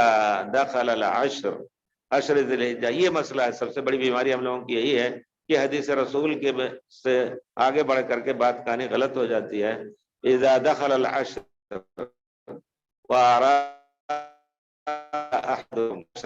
ضحیہ اضحیہ یعنی قربانی کا، فلا یاخذ من شعری ولا بشرتی شیء، اپنے بال اور اپنے چمڑے میں سے کوئی چیز نہ لے. چمڑے کا معنی آپ سوچیں کبھی کبھی یہ نکل جاتا ہے سترا وغیرہ، اس کا ناخن کا کیا، جان بوجھ کر کے اس کو نہیں نکالنا ہے. اسی حدیث کے بنا پر کہا جاتا ہے یہی مسئلہ ہے، اور کوئی بات نہیں ہے. حدیث کی روشنی میں یہی ظاہر ہوتا ہے کہ نہیں لینا ہے. میرا دوست احرام پہن کر، کوئی چیز واجب نہیں ہوتی لیکن کرنے کے بعد، شروع کرنے کے بعد واجب ہو جاتی ہے. آپ کہیں گے جب قربانی واجب نہیں لیکن اس کے پیچھے یہ کیوں واجب ہو گیا؟ ایسے ہی حکم ہے بھائی، ہم نہیں جانتے، عقل کا گھوڑا دوڑائیں گے تو گمراہی کا خطرہ ہے. ہم تو پیارے رسول صلی اللہ علیہ وسلم کے ظاہری لفظ کے تابع ہیں. میرا دوست احرام پہن کر مطاف میں 4 طواف کرتا ہے جبکہ میں 1 طواف اوپر مطاف کرتا ہوں. آپ کا طواف صحیح ہے انشاءاللہ، جس میں دھوکہ نہیں ہے. اور وہ جھوٹا احرام پہنے گناہ ہوگا ان کے اوپر. جھوٹا احرام پہنا، احرام عمرے کے لیے ہوتا ہے. وصلی اللہ اور ہے. تو میرا دوست تو میرا بھی دل چاہتا ہے کہ میں بھی احرام پہن کے چاہتا، نہیں کریں. میری نصیحت ہے کہ ایسا ہے جھوٹا احرام مت پہنے، گناہ ہوگا. نہیں کر پا رہے ہیں تو اللہ تعالیٰ اجر دے گا، کر پا رہے ہیں تو آپ یہاں دھیرے دھیرے صبح آئیں 2-3 کر کے، پھر تھوڑی دیر کے بعد سستا کر کے مکمل کریں، اللہ تعالیٰ بہت اجر دے گا. حج اور احرام اور طواف کے بارے میں حضرت عائشہ سے پیارے رسول نے فرمایا اجرک علی قدر نصبک، تمہیں جتنی پریشانیاں آ جائیں گی اس کو برداشت کر کے تم حج مکمل کرو گی تو تمہارا اجر بڑھ جائے گا. تو یہ سوچ رہے کہ اگر ہم اس سے کریں گے انشاءاللہ سچا حج طواف تو اس کا اجر زیادہ ہے.